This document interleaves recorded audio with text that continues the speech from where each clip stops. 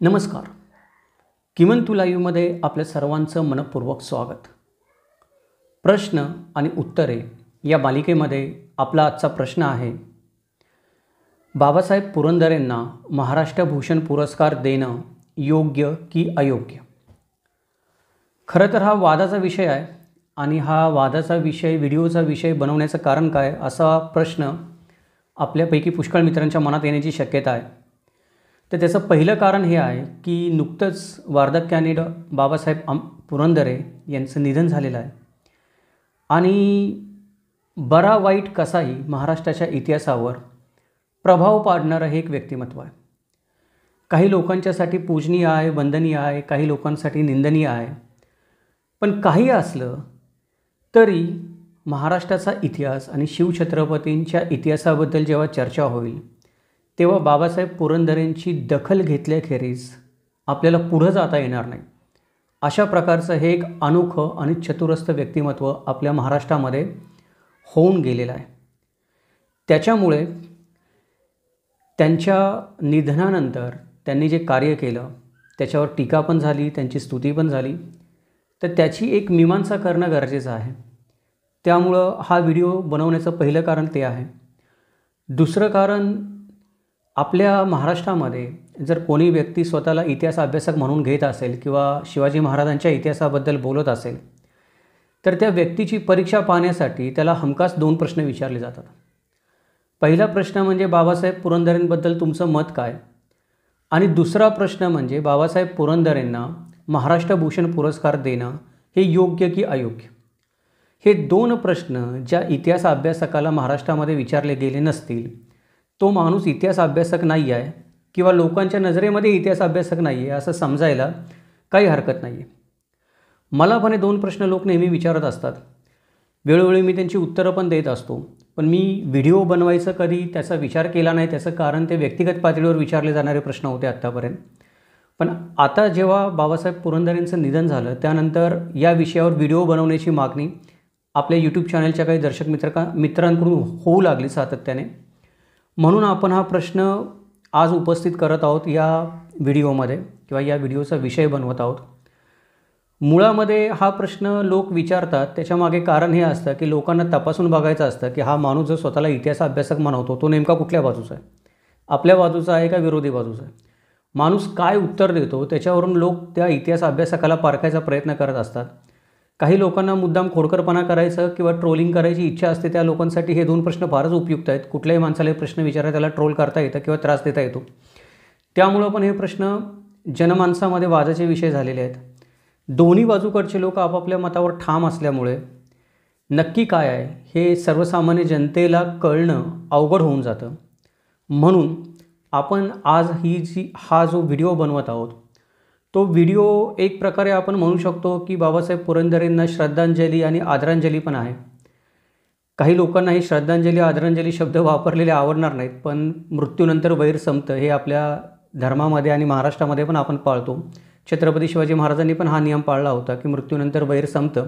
अफजल खानाचं त्यांनी विधिवत दफन केलं होतं छत्रपती शिवाजी महाराजांनी. त्यामुळे एखाद्या व्यक्तीबरोबर आपला काही विरोधाभास किंवा वैचारिक विरोध असेल तर मृत्यूनंतर त्याला आदरांजली देणं हे आपण शिवछत्रपतींकडून शिकलं पाहिजे. म्हणून आदरांजली आणि श्रद्धांजली आपण म्हणतो आहोत इथे की आपण जर शिवछत्रपतींच्या विचारांचे पाईक असू तर ते विचार अंमलात पण आणले पाहिजेत. तर माझी अशी विनंती आहे की जर काही मित्रांचा विरोध असेल वैचारिक बाबासाहेब पुरंदरेंना तरी मृत्यूनंतर त्या विरोध तिथेच राहू देतो, पण व्यक्तिद्वेष बाळगू नये किंवा व्यक्तीबद्दल विरोध करू नये. दुसरी गोष्ट की आपण फक्त आदरांजली किंवा श्रद्धांजली वाहणार नाही होत या व्हिडिओमध्ये. आपण बाबासाहेब पुरंदरेंच्या कार्याची आणि त्यांच्यावर होणाऱ्या आरोपांची थोडीफार चिकित्सा करण्याचा पण प्रयत्न करणार आहोत, मीमांसा करण्याचा पण प्रयत्न करणार आहोत. परंतु हा व्हिडिओ आहे हे आपण सर्वांनी लक्षात घेणं गरजेचं आहे की बाबासाहेब पुरंदरेंच्या समर्थनार्थ आणि त्यांच्या विरोधामध्ये एवढे मुद्दे दिलेले आहेत आणि एवढ्या लोकांनी एवढे विषय मांडलेले आहेत, ब्लॉगचे रकानेच्या रकाने भरलेले आहेत, मीडियाचे मोठमोठे कॉन्व्हर्सेशन झालेले आहेत, त्याच्याबद्दल डिबेट झालेले आहेत, लोकांनी पुस्तकं लिहिलेली आहेत. ते सगळे मुद्दे या एका व्हिडिओमध्ये समाविष्ट करता येणं शक्य नाही आहे. म्हणून आपण त्या सगळ्यांचा सारांश किंवा मतितार्थ घेऊन थोडक्यामध्ये या व्हिडिओमध्ये चर्चा करणार आहोत.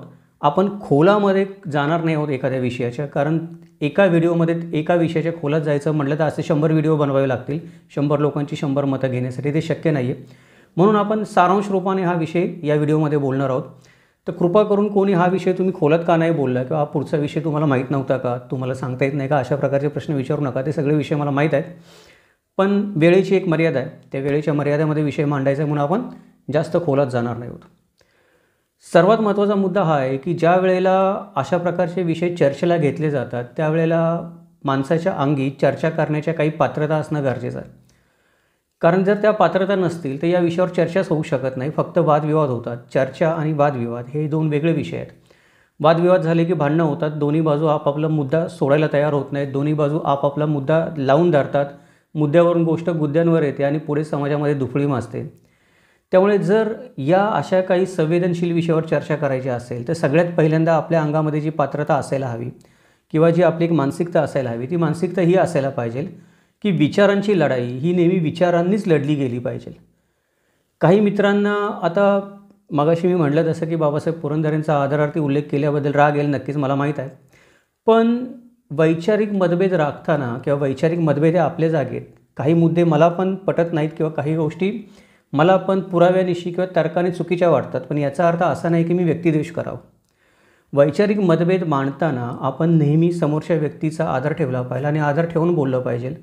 मोठमोठ्या व्यक्ती आपण पाहतो की ज्यांच्यामध्ये वैचारिक मतभेद होते, पण त्या व्यक्तींनी एकमेकांना जेव्हा पत्र लिहिली किंवा एकमेकांची चर्चा केली तेव्हा एकमेकांना शिव्या देऊन केली नाहीत. छत्रपती शिवाजी महाराजांनी पण या गोष्टी औरंगजेबाला पत्र लिहिलं तेव्हा एकेरीवर येऊन शिव्या देऊन केल्या नाहीत. ही गोष्ट आपण लक्षात ठेवली पाहिजे की आपण कोणाचाही उपमर्द किंवा अपमान करता कामा नये. चर्चेची जी एक आपण म्हणतो की वैयक्तिक किंवा वैचारिक पातळी असते, ती वैचारिक किंवा वैयक्तिक पातळी आपण ढासळू देता कामा नये. विचारांचा प्रतिवाद करावा आपण, पण विचारांचा प्रतिवाद कसा करावा की विचारांचा प्रतिवाद विचारांनी करावा, व्यक्तीचा द्वेष करू नये, एकेरीवर येऊ नये कोणाशी बोलताना. या भूमिकेतून मी बाबासाहेब पुरंदरेंचा नाही, मी सगळ्यांचाच आदरार्थी उल्लेख करत असतो. जर आपण या व्हिडिओच्या खाली माझ्या कमेंट पाहिल्या तर सर्वांनाच साहेब म्हणत असतो मी. त्याचं कारण ते आहे की वय महत्त्वाचं नाही, माणसाचं ज्ञान महत्त्वाचं आहे, त्याला किती आहे ते. या भूमिकेतून आपण प्रत्येक गोष्टीकडे पाहिलं पाहिजे आणि विचारांचा प्रतिवाद विचारांनी कसा करावा याचं एक उत्कृष्ट उदाहरण म्हणजे आह साळुंखे लिखित पुरंदरेंची इतिहासद्रोही बखर हे जे पुस्तक आहे ते आपण सगळ्यांनी वाचलं पाहिजे. म्हणजे जे मुद्दे आपल्याला पटत नाहीत ते मुद्दे अभ्यास करून कशाप्रकारे खोडून काढावेत जेणेकरून समोरच्या माणसाला बोलायला जागाच राहणार नाही, याचं एक उत्तम उदाहरण म्हणजे आह साळुंखे लिखित हे पुस्तक आहे. महाराष्ट्राला विचारांचा प्रतिवाद करण्याची मोठी परंपरा लाभलेली आहे. इथे प्रबोधनकार ठाकरे, त्यानंतर आपण म्हणतो तसे वेगवेगळे विचारवंत होऊन गेलेले आहेत.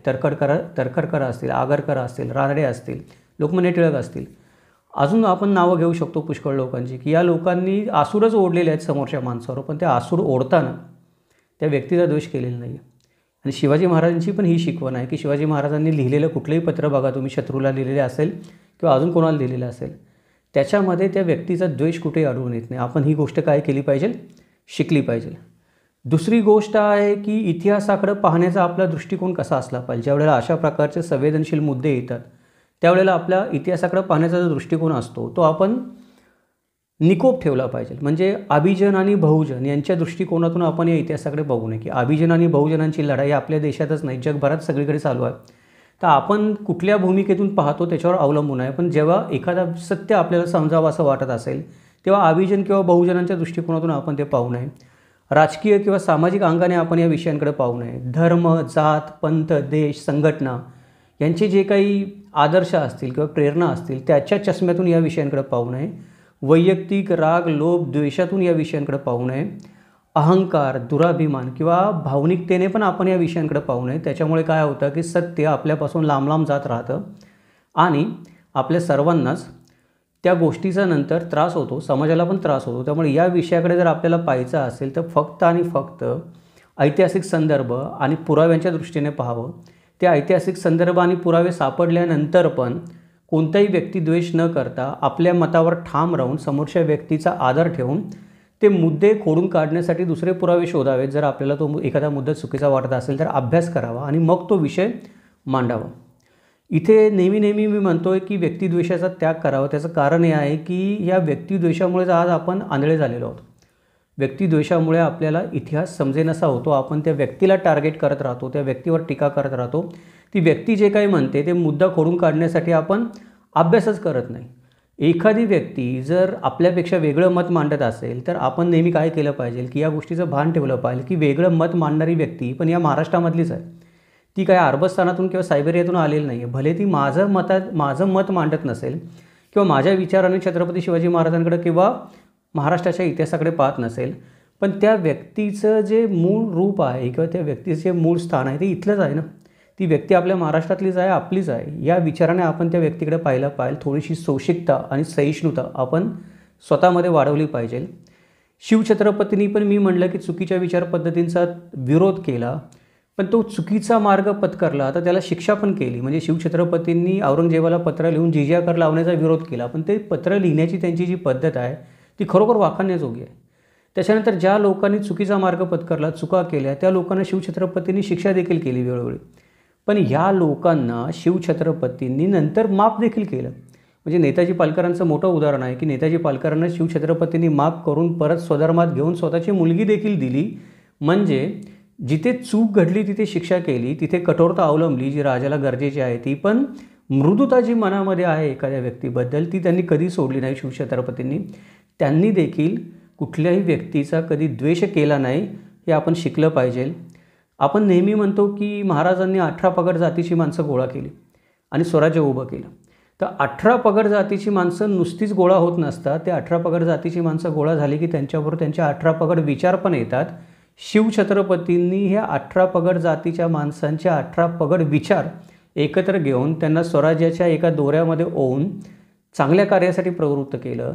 तर शिवछत्रपतींनी ह्या 18 पगड जातींच्या 18 पगड विचार कशा प्रकारे सांभाळले असतील आणि किती सोशिकता दाखवली असेल किंवा सहिष्णुता दाखवली असेल याचा आपण विचार केला पाहिजे. स्वजातीयच किंवा आपण म्हणतो की माझ्या स्वजातीतल्याच माणसांचा नव्हे, पण परकीय लोकांचा, शत्रूंचा देखील शिवछत्रपतींनी अफजल खान किंवा औरंगजेबासारख्या कधीही द्वेष केला नाही. ही गोष्ट आपण काय केली पाहिजे, नेहमी लक्षात ठेवली पाहिजे. आपण जर स्वतःला शिवछत्रपतींच्या विचारांचं पाईक समजत असू तर आपण नेहमी काय केलं पाहिजे की शिवछत्रपतींचे हे विचार नेहमी लक्षात ठेवले पाहिजेत. हे सगळं सांगण्याचा व्हिडिओच्या सुरुवातीला व्हिडिओचा विषय सोडून सांगण्याचा उद्देश हाच होता की जो विषय आपण बोलणार आहोत त्या विषयाबद्दल कृपया कोणीही कुठल्याही प्रकारचा गैरसमज किंवा गफलत करून घेऊ नये आणि एकमेकांवर चिकलपेक करू नये किंवा कुठल्याही व्यक्तीवर एकेरीवर येऊन बोलू नये, ही इच्छा आहे. तर खऱ्या अर्थाने आपलं शिवछत्रपतींचं स्वराज्य आलं असं आपल्याला म्हणता येईल. आता आपण काय करूयात की आपल्या विषयाकडे वळूयात की महाराष्ट्र भूषण पुरस्कार बाबासाहेब पुरंदरेंना दिल्याबद्दल वाद होतो, पण मुळामध्ये लोकांना माहीतच नाही की महाराष्ट्र भूषण पुरस्कार काय. कित्येक लोकांना या महाराष्ट्र भूषण पुरस्कार आहे काय, दिला कोणाकडून जातो, त्याची पात्रता काय असते तेच माहीत नाही आहे. तर आपण थोडक्यामध्ये महाराष्ट्र भूषण पुरस्काराची माहिती पाहूयात. महाराष्ट्र राज्यामध्ये कोणत्याही व्यक्तीने कोणत्याही क्षेत्रात निरपेक्ष वृत्तीने सेवा केली तसेच त्याद्वारे मानवी जीवन उंचावणारं उल्लेखनीय कार्य केलं त्या व्यक्तीस महाराष्ट्र भूषण हा महाराष्ट्र राज्याचा सर्वोच्च पुरस्कार देऊन सन्मानित करण्यात येते.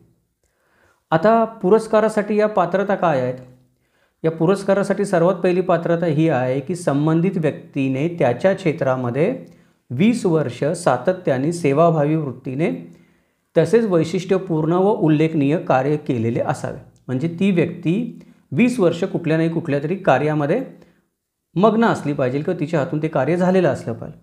दुसरी गोष्ट की सदर व्यक्तीचे किमान 15 वर्ष महाराष्ट्रामध्ये वास्तव्य असले पाहिजे. आणि तिसरा मुद्दा जो आहे पात्रतेचा निकष की पद्म पुरस्कार मिळालेल्या व्यक्तींना या सदर पुरस्कारासाठी प्राधान्य देण्यात येईल. आता हे जर 3 पात्रतेचे निकष आपण पाहिले तर बाबासाहेब पुरंदरे या निकषामध्ये बसतात. त्यामुळे बाबासाहेब पुरंदरे या पुरस्कारासाठी पात्र आहेत का नाहीत ही चर्चा निकषांच्या आधारे करण्याचं काही कारण नाही. आपण वैचारिक आधारे नंतर करू ती, पण या निकषांमध्ये बाबासाहेब पुरंदरे बसतात, त्यांना महाराष्ट्र भूषण पुरस्कार दिला जाऊ शकतो. आता या पुरस्काराचे जे स्वरूप आहे, या पुरस्काराचं स्वरूप रक्कम 10 लाख इतकी आहे आणि त्याच्यानंतर शाल व सन्मानचिन्ह देऊन सन्मानित करण्यात येतं. या 2 गोष्टी या पुरस्कारांच्या स्वरूपाच्या आहेत. पुढची जी गोष्ट आहे की समितीचे जे अध्यक्ष आहेत, म्हणजे ही जी समिती हा पुरस्कार देते त्या समितीचे अध्यक्ष आणि सदस्य कोण आहेत हे पण माहीत असणं गरजेचं आहे. कारण त्याच्यावरूनच हा पुरस्कार का दिला गेला आणि कोणाला दिला गेला याचा थोडाफार अंदाज लावता येऊ शकतो. तर या समितीचे जे अध्यक्ष आहेत ते अध्यक्ष माननीय मुख्यमंत्री महाराष्ट्र राज्य, म्हणजे पुरस्कार देणारी समिती तिचे अध्यक्ष माननीय मुख्यमंत्री महाराष्ट्र राज्य, सदस्य माननीय मंत्री सांस्कृतिक कार्य, सदस्य माननीय सचिव सांस्कृतिक कार्य, सदस्य सचिव माननीय संचालक सांस्कृतिक कार्य विभाग, त्यानंतर इतर विविध क्षेत्रातील 5 अशासकीय सदस्यांची नियुक्ती करण्यात येते. आता हे जर काही समितीचं आपण सगळं स्वरूप पाहिलं तर कुठल्याही माणसाच्याही सहज लक्षात येणारी गोष्ट आहे, हा जो महाराष्ट्र शासनाचा पुरस्कार आहे, हा महाराष्ट्र शासनाचा पुरस्कार राजकीय हेतूने दिला जाण्याची शक्यता जास्त आहे. म्हणजे जर सर्व राजकीय लोकच त्याच्यामध्ये असतील किंवा बाकी अशासकीय सदस्य जरी असले तरी ज्या समितीचे अध्यक्ष मुख्यमंत्री आहेत, सदस्य मंत्री आहेत सांस्कृतिक कार्यालयाचे, सचिव सांस्कृतिक कार्यालयाचे आहेत ते सदस्य आहेत, त्या समितीमध्ये जी गोष्ट राजकीय हेतूने केली जाईल तीच गोष्ट पुढे रेटण्यात येते. अशा प्रकारचा आपला आत्तापर्यंतचा अनुभव आहे. त्यामुळे बऱ्याचदा या पुरस्कारांबद्दल वाद होतात आणि पुरस्कारांच्या हेतूबद्दल शंका उपस्थित केली जाते की खरोखर हे पुरस्कार कार्यासाठी दिलेत का राजकीय स्वार्थासाठी दिलेत. त्याचं कारण हे आहे, एखाद्या व्यक्तीला जर खरोखर तिच्या कार्याची पारख करून निष्पक्षपातीपणे पुरस्कार द्यायचा असेल तर माझं असं म्हणणं आहे की कुठलीही राजकीय किंवा शासनाशी संबंधित व्यक्ती त्या पुरस्काराच्या समितीवर नसायला हवी. जर ही व्यक्ती त्या ठिकाणी असेल तर त्या पुरस्काराला कुठे नाही कुठेतरी एक राजकीय स्वरूप येणार, ही काळ्या दगडावरची रेघ आहे. तर हा मुद्दा आपण बघितला इथे पुरस्कारांच्या संदर्भामध्ये. आता पुढचा मुद्दा आपण पाहूया की या पुरस्काराच्या संदर्भात जे विरोधातले मुद्दे दिले जातात ते आणि जे समर्थनातले मुद्दे दिले जातात ते. बाबासाहेब पुरंदरेंना हा पुरस्कार देणं योग्य आहे याच्या समर्थनार्थ जे मुद्दे दिले जातात त्या एकेका मुद्द्याचा आपण सुरुवातीला विचार करूयात आणि थोडीशी त्याच्यावर चर्चा करूयात. पहिला जो मुद्दा आहे की बाबासाहेब पुरंदरे स्वतःला शिवरायांचे शाहीर असेच म्हणून घेतात. म्हणजे बाबासाहेब पुरंदरे स्वतःला शिवरायांचे शाहीर म्हणून घेतात म्हणून त्यांना महाराष्ट्र भूषण पुरस्कार दिला गेला पाहिजे किंवा त्यांचा गौरव केला पाहिजे असं कोणी म्हणत असेल तर त्याचा 2 बाजूने विचार केला पाहिजे. पहिली बाजू ही आहे की कोणी स्वतःला काय म्हणून घ्यावं हा ज्याचा त्याचा प्रश्न आहे. म्हणजे बाबासाहेब पुरंदरेंनी स्वतःला शाहीर म्हणून घ्यायचं का इतिहास लेखक म्हणून घ्यायचा त्यांचा प्रश्न आहे. पण कोणी स्वतःला शाहीर म्हणलं म्हणून किंवा इतिहास लेखक म्हटलं म्हणून त्याने लिहिलेल्या कार्याची समीक्षाच करायची नाही असा त्याचा अर्थ होत नाही. त्यामुळे बाबासाहेब पुरंदरेंना स्वतःला शाहीर म्हणून घेतलं त्यांनी म्हणून त्यांना पुरस्कार दिला गेला पाहिजे असं म्हणणं जेवढं चुकीचं आहे तेवढं बाबासाहेब पुरंदरेंनी जे काही लिहिलं आहे त्याची समीक्षा न करता फक्त ते शिवशाहीर आहेत म्हणून त्यांना पुरस्कार दिला पाहिजे हे म्हणणं देखील चुकीचं आहे. तर इथे हा जो पहिला मुद्दा मांडला जातो तो पहिला मुद्दा ते शाहीर आहेत म्हणून त्यांना पुरस्कार दिला जाऊ शकत नाही. त्यांनी काहीतरी त्यांच्या साहित्यामधून शिवछत्रपतींबद्दल किंवा महाराष्ट्राच्या इतिहासाची काहीतरी सेवा केलेली असली पाहिजे तर त्यांना पुरस्कार दिला जाईल किंवा त्यांना पुरस्कार देणं योग्य होईल. बाबासाहेब पुरंदरे स्वतःला काय म्हणून घेतात, शाहीर म्हणून घेतात, बखरकार म्हणून घेतात, कादंबरीकार म्हणून घेतात का इतिहास अभ्यासक म्हणून घेतात याने फारसा फरक पडत नाही पुरस्कार देण्यासाठी असं मला वाटतं. दुसरा मुद्दा आहे की अवघे आयुष्य शिवस्तुतीला वाहून दिलेल्या या ऋषितुल्य व्यक्तिमत्वाचा सत्कार करण्यासाठी किंवा सन्मान होण्यासाठी हा पुरस्कार देणं गरजेचं आहे. आता बाबासाहेब पुरंदरेंनी आयुष्यभर शिवछत्रपतींसाठी काही ना काही कार्य केलं, पुस्तकं लिहिली, भाषणं दिली, नाटक केलं, नाटक बसवलं, एक जाणता राज्यासारखं मोठं नाटक बसवलं आणि आयुष्यभर काही ना काही शिवछत्रपतींच्या नावाचा जप होईल अशा गोष्टी ते करतच राहिले. तर आयुष्य समर्पित करून शिवछत्रपतींना त्यांनी जर का महाराष्ट्राची सेवा केली असेल तर त्यांना पुरस्कार देणं योग्य आहे का? योग्य आहे, पण ते फक्त त्यांनी शिवस्तुती केली आयुष्यभर म्हणून पुरस्कार देणं योग्य होणार नाही. ते शिवस्तुती काय केली आणि ती जी काही केली त्याच्यावर कोणाचे आक्षेप आहेत का, त्या आक्षेपांना काय उत्तर दिलं गेलं याचा साकल्याने विचार करून पुरस्कार दिला गेला पाहिजे. फक्त आणि फक्त आयुष्य वाहून घेतलं म्हणून पुरस्कार नाही दिला गेला पाहिजे. कदाचित बऱ्याचदा आपल्याला दिसतं की कित्येक व्यक्तिमत्वांनी आयुष्यभर एखाद्या क्षेत्रामध्ये सेवा केलेली असते पण त्यांच्यावर काही ना काही आरोप प्रत्यारोप होत असतात आणि ते खरे पण असतात. तर काही आरोप खरोखर गंभीर असू शकतात. त्यामुळे फक्त आणि फक्त आयुष्यभर छत्रपती शिवाजी महाराजांचं नाव घेतलं, सेवा केली, स्तुती केली, जप केला म्हणून पुरस्कार कोणाला देता येणार नाही. जर कोणी आक्षेप घेत असेल तर ते आक्षेप पण विचारात घेऊन मग ते पुरस्कार दिला गेला पाहिजे. दुसरी गोष्ट आहे की बाबासाहेब पुरंदरेंचे समर्थक असं म्हणतात की त्यांचं कार्य आहे हे निर्विवादपणे थोर कार्य आहे म्हणून त्यांना पुरस्कार दिला गेला पाहिजे. आता हे निर्विवाद कार्य, थोर कार्य जे आपण म्हणतो ते निर्विवाद थोर कार्य नक्की काय आहे हे स्पष्ट केलं गेलं पाहिजे. आणि ते स्पष्ट केलेल्या कार्याला महाराष्ट्रामध्ये सर्वांची संमती आहे का, परत एकदा कोणी त्याच्यावर काही आक्षेप घेत आहे का, या सगळ्या गोष्टींचा विचार केला पाहिजे. जे आक्षेप घेतले गेले ते किती गंभीर आहेत, त्याच्यामध्ये तथ्य किती आहे, या सगळ्या गोष्टी तपासून पाहिल्या पाहिजेत. फक्त कार्य थोर आहे एखाद्या व्यक्तीचं म्हणून पुरस्कार देता येणार नाही. त्या व्यक्तीला समाजामध्ये सर्वमान्यता असली पाहिजे. त्या व्यक्तीच्या विचारांना, त्या व्यक्तीने जे काही संशोधन केलं असेल त्याला किंवा पुस्तक लिहिलं असेल त्याला जर काही आक्षेप असतील तर त्या आक्षेपांचं निराकरण केलं गेलं पाहिजे आणि मग त्या व्यक्तीला पुरस्कार दिला गेला पाहिजे. एखादी व्यक्ती फार थोर आहे म्हणून तिला फक्त थोरपणासाठी पुरस्कार नाही दिला गेला पाहिजे असं मला वाटतं. त्यानंतर काही लोकांचं असं म्हणणं आहे की बाबासाहेब पुरंदरेंनी शिवरायांचा जीवनपट मुखोद्गत केला. म्हणजे बाबासाहेब पुरंदरेंना छत्रपती शिवाजी महाराजांचा जो जीवनपट होता किंवा त्यांच्या आयुष्यातल्या ज्या घटना होत्या त्या पाठ होत्या. म्हणजे कुठली तारीख त्यांना विचारली तर तारीख त्यांना अचूक सांगता येत असं त्यांच्या जवळचे लोक सांगतात. किंवा कुठली शिवछत्रपतींच्या आयुष्यातली घटना विचारली तर त्या घटनेवर ते तासनतास बोलू शकत असतात. इतक्या गोष्टी त्यांच्या मुखोद्गत होत्या. तर हा भाग काय झाला की हा भाग एक वैयक्तिक स्मरणशक्तीचा भाग झाला किंवा त्यांच्या शिवछत्रपतीवरच्या प्रेमाचा भाग झाला की त्यांना तेवढ्या गोष्टी मुखोद्गत आहेत आणि त्यांनी तेवढं अभ्यास केलेला आहे की कुठल्याही गोष्टीबद्दल ते बोलू शकतील. पण फक्त गोष्टी मुखोद्गत आहेत, स्मरणशक्ती दांडगी आहे आणि एखादा व्यक्ती विचार मांडू शकतो म्हणून त्या व्यक्तीला पुरस्कार दिला गेला पाहिजे का. परत त्याचं उत्तर येतं की बाकीच्या गोष्टी पण तपासून बघितल्या पाहिजेत. की तारखा मुखोद्गत असून उपयोग नाही आहे, जीवनपट मुखोद्गत असून उपयोग नाही. त्या तारखा बरोबर सांगितल्या जातात का, त्या तारखांबद्दल काही वाद आहेत का, त्याच्यानंतरच्या गोष्टी व्यक्ती बोलते आहे मुखोद्गत असणारी त्या गोष्टी खरोखर आपण म्हणतो की सत्याच्या कसोटीवर किंवा पुराव्याच्या कसोटीवर तंतोतंत टिकतात का. फक्त आपली एखाद्या व्यक्तीवर श्रद्धा आहे, एखादी व्यक्ती आपल्याला चांगली वाटते, एखादी व्यक्ती आपल्याला आवडते म्हणून आपण त्या व्यक्तीला शिवछत्रपतींचं जीवनपट मुखोद्गत आहे म्हणून आपण त्यांना पुरस्कार देणं योग्य आहे का, तर या गोष्टीचा आपण विचार केला पाहिजे. असं जर फक्त एखाद्या गोष्टीवर मुखोद्गत आहे म्हणून पुरस्कार द्यायचं म्हणलं तर कित्येक लोक आपल्याला सापडतील ज्यांना शिवछत्रपतींचा जीवनपट मुखोद्गत आहेत. अर्थातच बाबासाहेब पुरंदरेंनी इतकं ते शिवछत्रपतींच्या चरित्राचं विवेचन करू शकणार नाहीत, पण शिवछत्रपतींचं जीवनपट ते जसंच्या तसं तारीखवार आपल्याला सांगू शकतील यामध्ये काही शंका नाही. त्यामुळे मग फक्त एवढ्यासाठी पुरस्कार द्यायचा म्हटलं तर मग त्यांना पण पुरस्कार द्यावा लागेल ज्यांना शिवछत्रपतींचा जीवनपट मुखोद्गत आहे. राजांचे एकूण एक गड किल्ले त्यांनी पालथे घातले आहेत.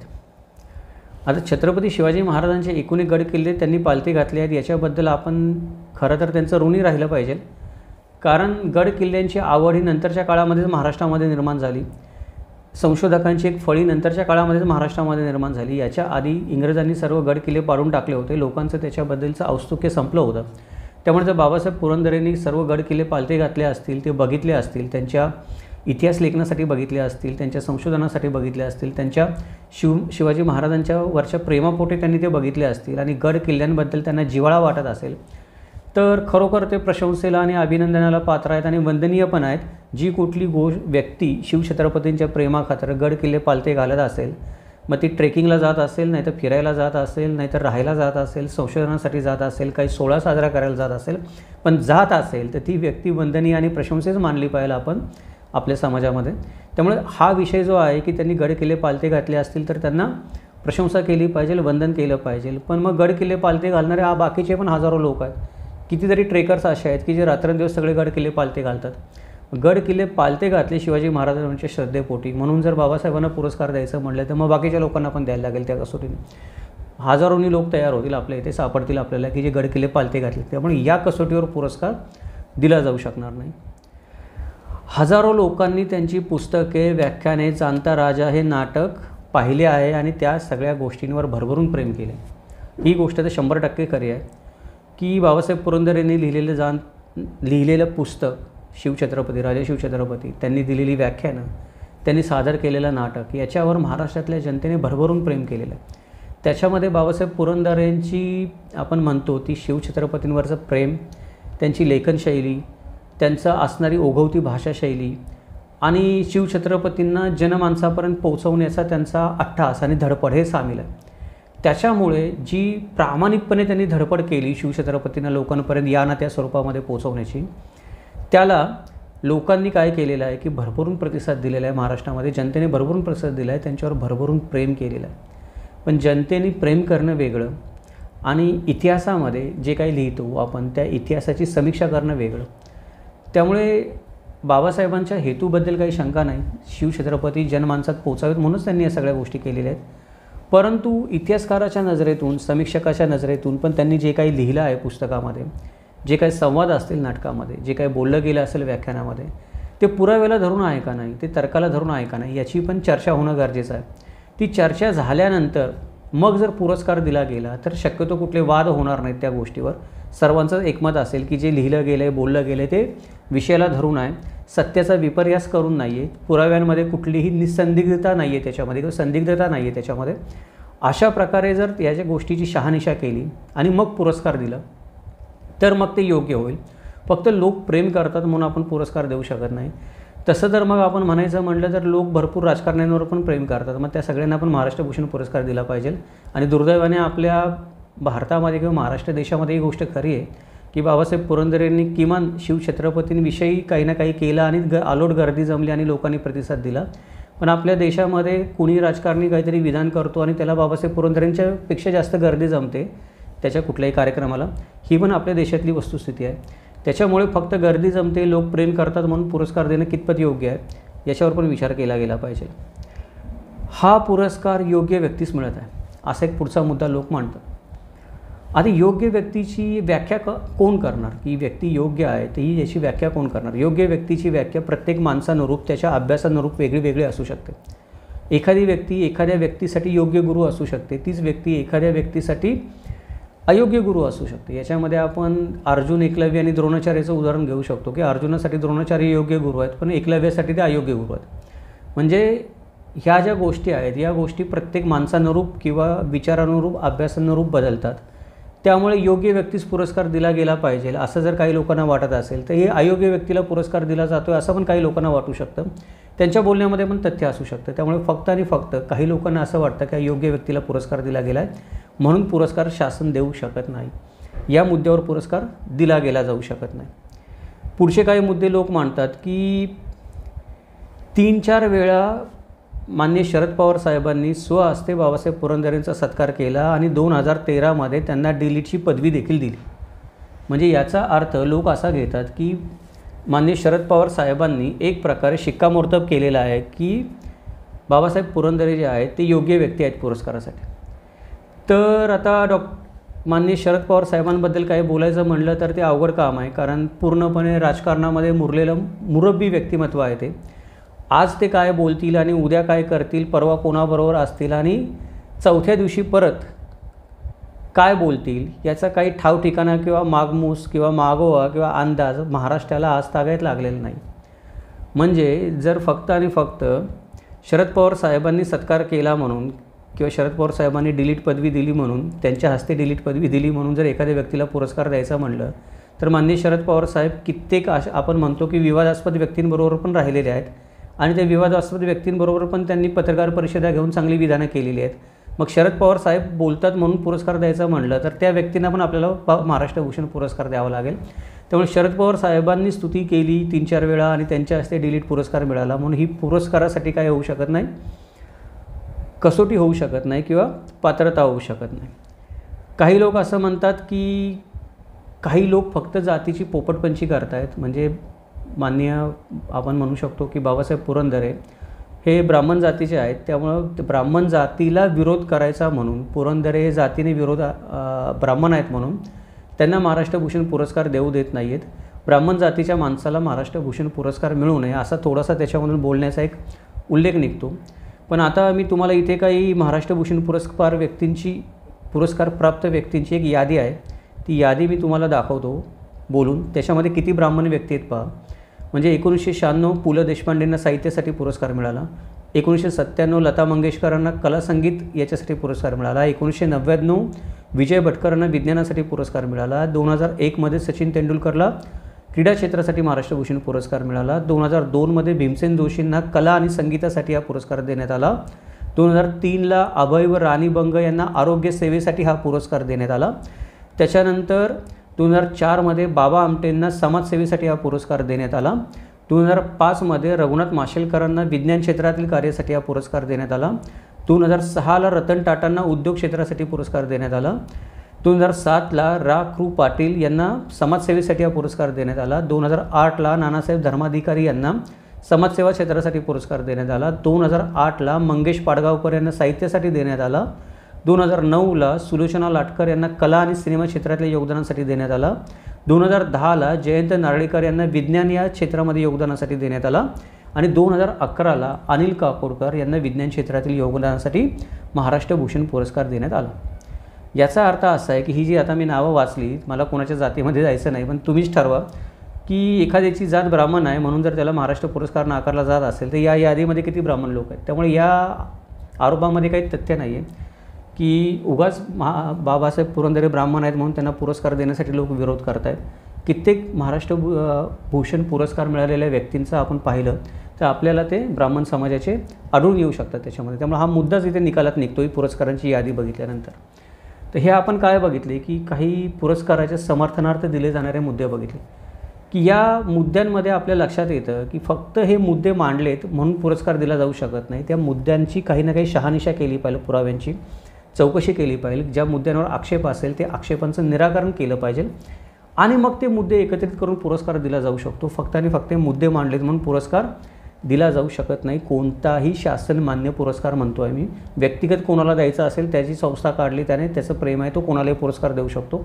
पण शासनाचे जे पात्रता आणि निकष आहेत त्याच्यामध्ये हा पुरस्कार देणं बसत नाही. जर हे निकष पाळले नाहीत तर पुढे जाऊन जे वाद होतात, आत्ता आपण पाहतो आहे ते वाद होऊ शकतात. आता काही लोक असं म्हणतात की बाबासाहेब पुरंदरेंना हा पुरस्कार दिला जाऊ नये. तर पुरस्कार दिला जाऊ नये त्या पुरस्काराच्या विरोधामध्ये जे मुद्दे मांडत असतात काही आपले मित्र, त्या मुद्द्यांचा आपण थोडा विचार करूया आणि ते मुद्दे किती बरोबर आहेत आपण बघूया. पहिला मुद्दा असा आहे की पुरंदरेंनी राजाशिव छत्रपती व लाल महाल या कादंबरीतून राष्ट्रमाता जिजाऊ व छत्रपती शिवाजी महाराजांबद्दल अत्यंत अवमानकारक व संतापजनक लिखाण केलेले आहे. आता याच्याबद्दल थोडासा वाद होऊ शकतो, पण मी आपल्या सर्वांना रेकमेंड करेन की संजय सोनवणे साहेबांनी त्यांचा एक आर्टिकल दिलेला आहे इंटरनेटवर, त्यांच्या ब्लॉगवर. त्याच्यामध्ये त्यांनी या गोष्टीची फार खोलामध्ये जाऊन चिकित्सा केलेली आहे. मागाशी मी म्हटलं तसं की आपल्याकडे वेळेची कमी आहे या व्हिडिओमध्ये म्हणून प्रत्येक गोष्ट मी खोलामध्ये जाऊन सांगू शकत नाही. पण आपण सगळ्यांनी या विषयाच्या अनुषंगाने त्यांची तिथे जे काही लिहिलेलं आहे त्या गोष्टी वाचाव्यात. त्यांचा सारांश थोडक्यामध्ये असा येतो आहे की बाबासाहेब पुरंदरेंनी जाणीवपूर्वक या गोष्टी केलेल्या नाही आहेत किंवा ज्या हेतूने त्या गोष्टी केल्यात असं सांगितलं जातं तो हेतू त्याच्यामध्ये कुठे दिसत नाही की जाणीवपूर्वक करण्याचा किंवा जाणून बुजून अपमान करण्याचा. त्या गोष्टी झालेल्या आहेत आणि ज्या चुकीच्या गोष्टी झालेल्या आहेत त्याच्यामध्ये सुधारणा करणं पण गरजेचं आहे. ती सुधारणा पण केल्या जात आहेत. हे आक्षेप जे घेतले जातात त्या आक्षेपांवर विचार केला जातो आणि सत्य समोर येत चाललेलं आहे. त्यामुळं की जिजाऊ आणि छत्रपती शिवरायांबद्दल अवमानकारक व संतापजनक लिखाण केलं आहे म्हणून त्यांना पुरस्कार देण्यात येऊ नये, हा जो विषय आहे तर याचा शासनाने विचार करण्याची गरज आहे की खरोखर अशा प्रकारचं विधान केलं गेलं असेल तर त्या विधानाची सत्यता तपासून पाहिली पाहिजे आणि पुरस्कार देताना काय म्हणून द्यायचं याचा विचार केला पाहिजे. त्याच्याबद्दल आपण पुढं बोलणारच आहोत, त्यामुळे हा मुद्दा इथे आपण सोडून देऊ. दुसरा मुद्दा की राजा शिवछत्रपती कादंबरीतून स्वराज्य निर्मितीच्या कार्यात स्वतःचे रक्त सांडणाऱ्या 12 मावळ आणि महाराष्ट्रातील सरदारांच्या आईबद्दल खूप भयानक व विकृत लिखाण केले आहे. आता याचं पण संजय सोनवणे साहेबांनी त्यांच्या ब्लॉगमध्ये उत्तर दिलेलं आहे विस्ताराने.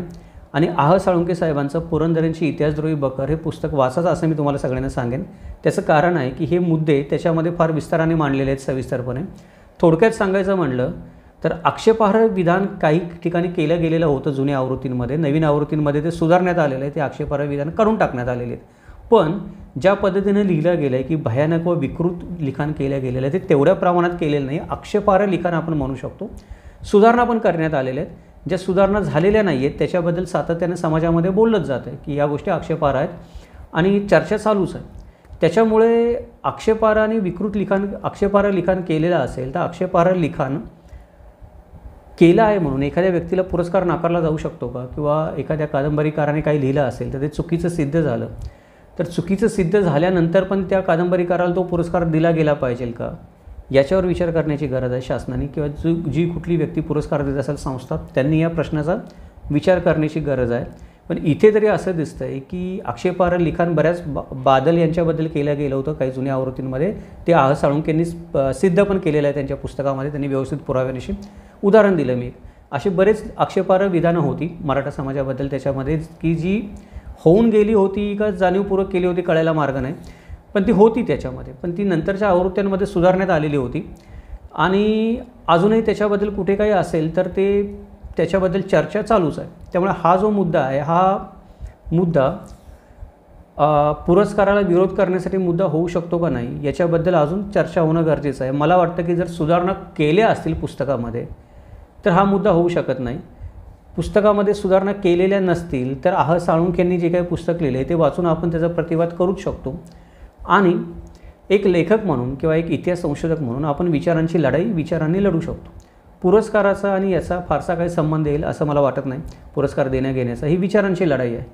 एखाद्या व्यक्तीने एखाद्या व्यक्तीला पुरस्कार काय म्हणून द्यायचा किंवा शासनाने पुरस्कार काय म्हणून द्यायचा त्याच्याबद्दल आपण पुढं बोलणारच आहोत. त्यामुळे आता मी जास्त बोलत नाही, ते विषयांतर होईल. पण शासनाने ठरवलं पाहिजे की बाबासाहेब पुरंदरेंना पुरस्कार काय म्हणून द्यायचा, तर हा विषय मिटून जाईल असं मला वाटतं. काय ठरवलं पाहिजे त्याची आपण हे मुद्दे संपल्यानंतर चर्चा करूयात. दुसरा विषय की राजा शिवछत्रपती कादंबरीत कुणबिनी म्हणजे कुणब्यांची या शेतकऱ्यांच्या पत्नीविषयी खूप किळसवाणे व बदनामीजनक लिखाण केले आहे. आता या विषयाचं पण संजय सोनवणे साहेबांनी त्यांच्या ब्लॉगवर विस्ताराने उत्तर दिलेलं आहे. आपण इथे व्हिडिओचा वेळ वाढवू नये अनावश्यक म्हणून त्याच्याबद्दल जास्त काही बोलत नाही आहोत. पण कुणबिनी म्हणजे शेतकऱ्यांच्या पत्नी असाच त्याचा अर्थ होत नाही. कुणबिनी बटकिनी या शब्दांचे वेगळे वेगळे अर्थ होतात. कुणबिनी आणि बटकिनींचे बाजार पेशव्यांच्या शनिवार वाड्यासमोर पण भरत असतात, त्याचे उल्लेख सापडतात आणि हे व्यापार आधी पण चालत होते. कुणबिनी म्हणजे सर्वसाधारणपणे आपण असं म्हणू शकतो की कामासाठी पैसे देऊन ठेवलेली स्त्री किंवा एखाद्या पुरुषाबरोबर किंवा एखाद्या घरामध्ये वावरणारी स्त्री. बटकिनी या शब्दाचा अर्थ पण वेगळा होतो. त्याच्याबद्दल आता इथे बोलायचं म्हटलं तर मध्ये कुणबिनी आणि बटकिनी हा एक वेगळा व्हिडिओचा विषय आहे. महाराष्ट्रामध्ये आढळणारे संदर्भ म्हणून त्याच्या खोलामध्ये आपण जात नाही आहे. संजय सोनवणे साहेबांच्या ब्लॉगमध्ये याचं पण उत्तर आहे, सांगून ठेवतो, ते तुम्ही वाचू शकता. त्यांनी व्यवस्थित या गोष्टीची मीमांसा केलेली आहे की कुणबिनी म्हणजे काय आणि बटकिनी म्हणजे काय. तर हे जे लिखाण केलं आहे ते किळसवाणं आणि बदनामीजनक आहे का, आता हा ज्याचा त्याचा बघण्याचा प्रश्न आहे त्याच्याकडे की कुठल्या कोणातून आपण त्याच्याकडे बघतो त्या गोष्टीकडे. असू पण शकेल नसू पण शकेल, पण ते पुराव्याने सिद्ध झालं पाहिजे. आणि बऱ्याच वेळेला असं होतं की लिहिताना माणूस दुसऱ्या कुठल्या तरी अँगलने लिहितो आणि आपण त्याचा काहीतरी वेगळा अर्थ काढतो बऱ्याचदा. तर ते कुठल्या कोणातून लिहिलं गेलेलं आहे, कशासाठी लिहिलं गेलेलं आहे, जाणीवपूर्वक लिहिलं गेलेलं आहे का, त्या शब्दाचा मुळामध्ये अर्थ काय होतो, या सगळ्या गोष्टींचा इथे विचार करणं गरजेचं आहे. त्यामुळे हा विषय आपण इथे सोडून देत आहोत. पण पुरस्कार देण्यासाठी विरोध करण्यासाठी हे विधान केलं जातं, तर त्याचा परामर्श संजय सोनवणेंनी त्यांच्या ब्लॉगमध्ये घेतलेला आहे. दुसरी गोष्ट आहे की पुरंदरेंनी महाराष्ट्रात शिवजयंती तारीख तिथी वाद सुरू करून शिवप्रेमींमध्ये फूट पाडली. आता इथे थोडासा बाबासाहेब पुरंदरेंना दोष देता येण्यासारखा आहे की त्यांनी कधीच ठाम भूमिका घेतली नाही या गोष्टीबद्दल. त्यामुळे हा वाद काय झाला की चिघळला. बाबासाहेब पुरंदरेंनी नेहमी नरो वा कुंजरो भूमिका घेतली याच्याबद्दल असं लोक म्हणतात. त्याच्यामध्ये बऱ्यापैकी तथ्य देखील आहे. तर ठाम भूमिका बाबासाहेब पुरंदरेंनी घेतली असते की महाराष्ट्रामध्ये तारीखवारच साजरी केली पाहिजे शिवजयंती किंवा तिथीवारच साजरी केली पाहिजे शिवजयंती, तर या विषयाला थोडंसं काय झालं असतं, एक वेगळं वळण मिळालं असतं, विषय थोडा लवकर निकालात निघायला मदत झाली असती. पण हा जो आरोप केला जातो त्याच्यामध्ये थोडंफार तथ्य जाणवतं की तेवढी ठाम भूमिका जेवढी घ्यायला पाहिजे होती बाबासाहेब पुरंदरेंनी तेवढी घेतली नाही अभ्यासक म्हणून. त्यामुळे हा विषय तसंच प्रलंबित आहे अजून पण आणि चालू आहे. दुसरी गोष्ट की पुरंदरेंनी स्वतःच्या लिखाणातून मानवतावादी धर्मसहिष्णू छत्रपती शिवरायांची प्रतिमा ग्रो बामन प्रतिपालक मुस्लिम विरोधी एवढी संकुचित करून छत्रपती आणि शिवराय हे दंगलीचे प्रतीक म्हणून उभे केले. आता जर राजाशिव छत्रपती कादंबरी वाचली आपण बाबासाहेब पुरंदरेंनी दिलेली, तर त्याच्यामध्ये आपल्याला स्वकीयांचा जो काही बोटचेपेपणा आहे किंवा आपण दुर्बलता म्हणतो की स्वकीयांची जी कचखाऊ वृत्ती आहे त्याच्याबद्दल चरफराट व्यक्त झालेला दिसतो. मुस्लिमांचा द्वेष करण्याची जी काही भाषा आपण म्हणतो ती भाषा त्या पुस्तकामध्ये डायरेक्टली येत नाही किंवा कुठेही सरळ सरळ शब्दांमध्ये मुस्लिमांचा द्वेष करा असं त्या पुस्तकामध्ये म्हणलेलं नाही किंवा मुस्लिम हे हिंदू धर्माचे द्वेष्टे होते, मुस्लिमांना नष्ट केलं पाहिजे असं मानलेलं नाही. कित्येक मुस्लिम लोकांचा पण उल्लेख बाबासाहेब पुरंदरेंनी त्यांच्या पुस्तकामध्ये केलेला आहे सरदारांचा, तो काही त्यांनी गाळलेला नाही. जर त्यांना मुस्लिमांचा द्वेष करायचा असता तर शिवाजी महाराजांच्या चरित्रात येणाऱ्या मुस्लिम सरदारांचा किंवा लोकांचा पण उल्लेख त्यांनी गाळला असता. स्वराज्याच्या कार्यामध्ये सामील असणाऱ्या लोकांमध्ये त्यांनी मुस्लिमांचा पण समावेश केलेला आहे त्यांच्या काही वक्तव्यांमध्ये. तर याच्यामध्ये इतकं काही आपण असं म्हणू शकत नाही की त्यांनी जाणून बुजून त्या गोष्टी केलेल्या आहेत किंवा पुस्तकामध्ये सरळ सरळ त्या गोष्टी लिहिलेल्या आहेत. पण अप्रत्यक्षपणे जर कोणाला त्यातून तसा अर्थ काढायचा असेल तर तो काढता येऊ शकेल. म्हणजे आता हे काय आहे की परत बघणाऱ्याच्या दृष्टीवर अवलंबून आहे की कोण कशातून काय अर्थ काढतो. अर्थ निघू शकतात आपण जेवढे काढू तेवढे. पण आता याचा जर आपण पुरस्काराशी संबंध जोडायचा म्हटलं तर या विषयावर पण पुरस्कार द्यावा का देऊ नये, तर ही गोष्ट सिद्ध झाली पाहिजे आणि ती वैचारिकदृष्ट्या सिद्ध झाली पाहिजे. आणि तो निकष असला पाहिजे की एखादी व्यक्ती एखाद्या धर्माचा द्वेष करत असेल तर तिला पुरस्कार देऊ नये, मग तिला व्यक्तीला पुरस्कार देता येणार नाही. म्हणजे पुरस्काराच्या निकषांमध्ये ही गोष्ट असली पाहिजे. पण वर आपण जे बघितलं की ते पुरस्कारांचे जे निकष आहेत पुरस्कार देण्याचे तेच गोलमाल आहेत. म्हणजे एकतर 2 ते 3च निकष दिलेले आहेत की त्या व्यक्तीनं 20 वर्ष काम केलेलं असावं, तिचं 15 वर्ष महाराष्ट्रामध्ये वास्तव्य असावं आणि पद्म पुरस्कार दिलेल्या व्यक्तीला काय केलं जाईल, ह्या पुरस्कार देताना प्राधान्य देण्यात येईल. म्हणजे हे जर आता मुद्दे उपस्थित केलेले आहेत सर्व विरोधाचे मित्रांनी आपल्या, त्या निकषावर पुरस्कार द्यायचा का नाही ठरवायचं असेल तर ते निकषच नाही आहे त्या पुरस्कारामध्ये. पुरस्कार देणाऱ्या व्यक्तीला पुरस्कार देण्यासाठी निकषच नाही आहे त्या पुरस्काराच्या पात्रतेमध्ये किंवा निकषांच्या यादीमध्ये. त्यामुळं हे मुद्दे तिथं विचारात घेता येतील का नाही कोणाला किंवा कोणी घेईल का नाही याच्याबद्दल शंकाच आहे. दुसरी गोष्ट आहे की पुरंदरेंनी खोटा इतिहास लिहिला, शहाजीराजे यांना गैरहजर दाखवले. आता खरा इतिहास लिहिला का खोटा इतिहास लिहिला हे ज्याच्या त्याच्या पाहण्यावर अवलंबून आहे पहिली गोष्ट. दुसरी गोष्ट की पुराव्यांवर पण अवलंबून आहे. कोणी काय म्हणतो त्याने इतिहास बदलत नाही कधी. शहाजीराजे यांना गैरहजर दाखवले असं म्हणण्यामध्ये फारसं तथ्य नाही असं मला वाटतं. कारण शहाजीराजेंचं वास्तव्य बंगलोरला असंच होतं बराच काळ. शिवाजी महाराजांचं सानिध्य त्यांना फार कमी लाभलं किंवा ते पुण्यामध्ये फार कमी काळ आले. आता नसतीलच ते पुण्यामध्ये तर त्यांचं अस्तित्व दाखवणार कुठून, हा एक महत्त्वाचा मुद्दा आहे. तर खोटा इतिहास लिहिला याच्याबद्दल स्पष्टीकरण आवश्यक आहे जे कोणी आरोप करतात त्यांच्याकडून. पण शहाजीराजे यांना गैरहजर दाखवलं हा आरोप होऊ शकत नाही. कारण शहाजीराजे पुण्यामध्ये नव्हतेच जेव्हा शिवछत्रपतींनी राज्यकारभाराला सुरुवात केली तेव्हा नव्हतेच, तर कुठून दाखवणार हजर त्यांना.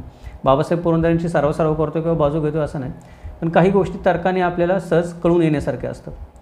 दुसरी गोष्ट की तुकोबांना अनुलेखाने दुर्लक्षित ठेवले, तसेच दादोजी कोंडदेव व रामदास स्वामी काल्पनिक गुरु शिवरायांच्या डोक्यावर बसवले. याच्यामध्ये तुकोबांना अनुलेखाने दुर्लक्षित ठेवले कदाचित मागच्या आवृत्त्यांमध्ये असेल, पण आत्ताच्या आवृत्त्यांमध्ये तुकाराम महाराजांबद्दल पण भरपूर काही लिहिलं गेलेलं आहे. दादोजी कोंडदेव आणि रामदास स्वामी काल्पनिक गुरु शिवरायांच्या डोक्यावर बसवले असं जे म्हणतात ते दादोजी कोंडदेवांचा विषयच मिटलेला आहे की दादोजी कोंडदेव आता शिवाजी महाराजांचे गुरु मानले जात नाही, ते पुराव्याने सिद्ध झालेलं आहे, त्यामुळे विषय मिटला. रामदास स्वामींबद्दल जर बोलायचं म्हटलं तर त्याच्याबद्दल अजूनही चर्चा चालू आहेत, काही काही सनदा सापडत आहेत, बाकीच्या गोष्टी होत आहेत. त्यामुळे तो जो विषय आहे तो पण याच्यामध्ये जो कादंबरीमध्ये जो विषय आलेला आहे तो कादंबरीमध्ये विषय या प्रतिक्रियेमध्ये म्हणले तसाच येतो. म्हणजे तसा अप्रत्यक्षपणे येतो. जे वर्णन आहे किंवा बाकीच्या गोष्टी आहेत त्या प्रत्यक्षपणे कुठेच बाबासाहेब पुरंदरेंनी डायरेक्टली आपण म्हणतो की सरळ सरळ रामदास स्वामींना शिवछत्रपतींचं गुरु म्हणलेलं नाही, पण तसं भासवण्याचा प्रयत्न त्याच्यामध्ये दिसतो. हे आह साळुंखेंनी सिद्ध केलेलं आहे. बाकीचे इतिहासकार जे आहेत किंवा अभ्यासक आहेत, संपादक आहेत, त्यांनी पण ही गोष्ट मुद्दा सातत्याने सिद्ध करण्याचा प्रयत्न चालवलेला आहे. त्यांच्या बोलण्यामध्ये पण काय आहे थोडंफार वजन आहे, नाही असं नाही. तर या ज्या गोष्टी आहेत परत मग विषय तोच येतो की ह्या गोष्टीसाठी पुरस्कार द्यावा का देऊ नये, हा निकषामध्येच विषय नाही आहे त्या पुरस्काराच्या.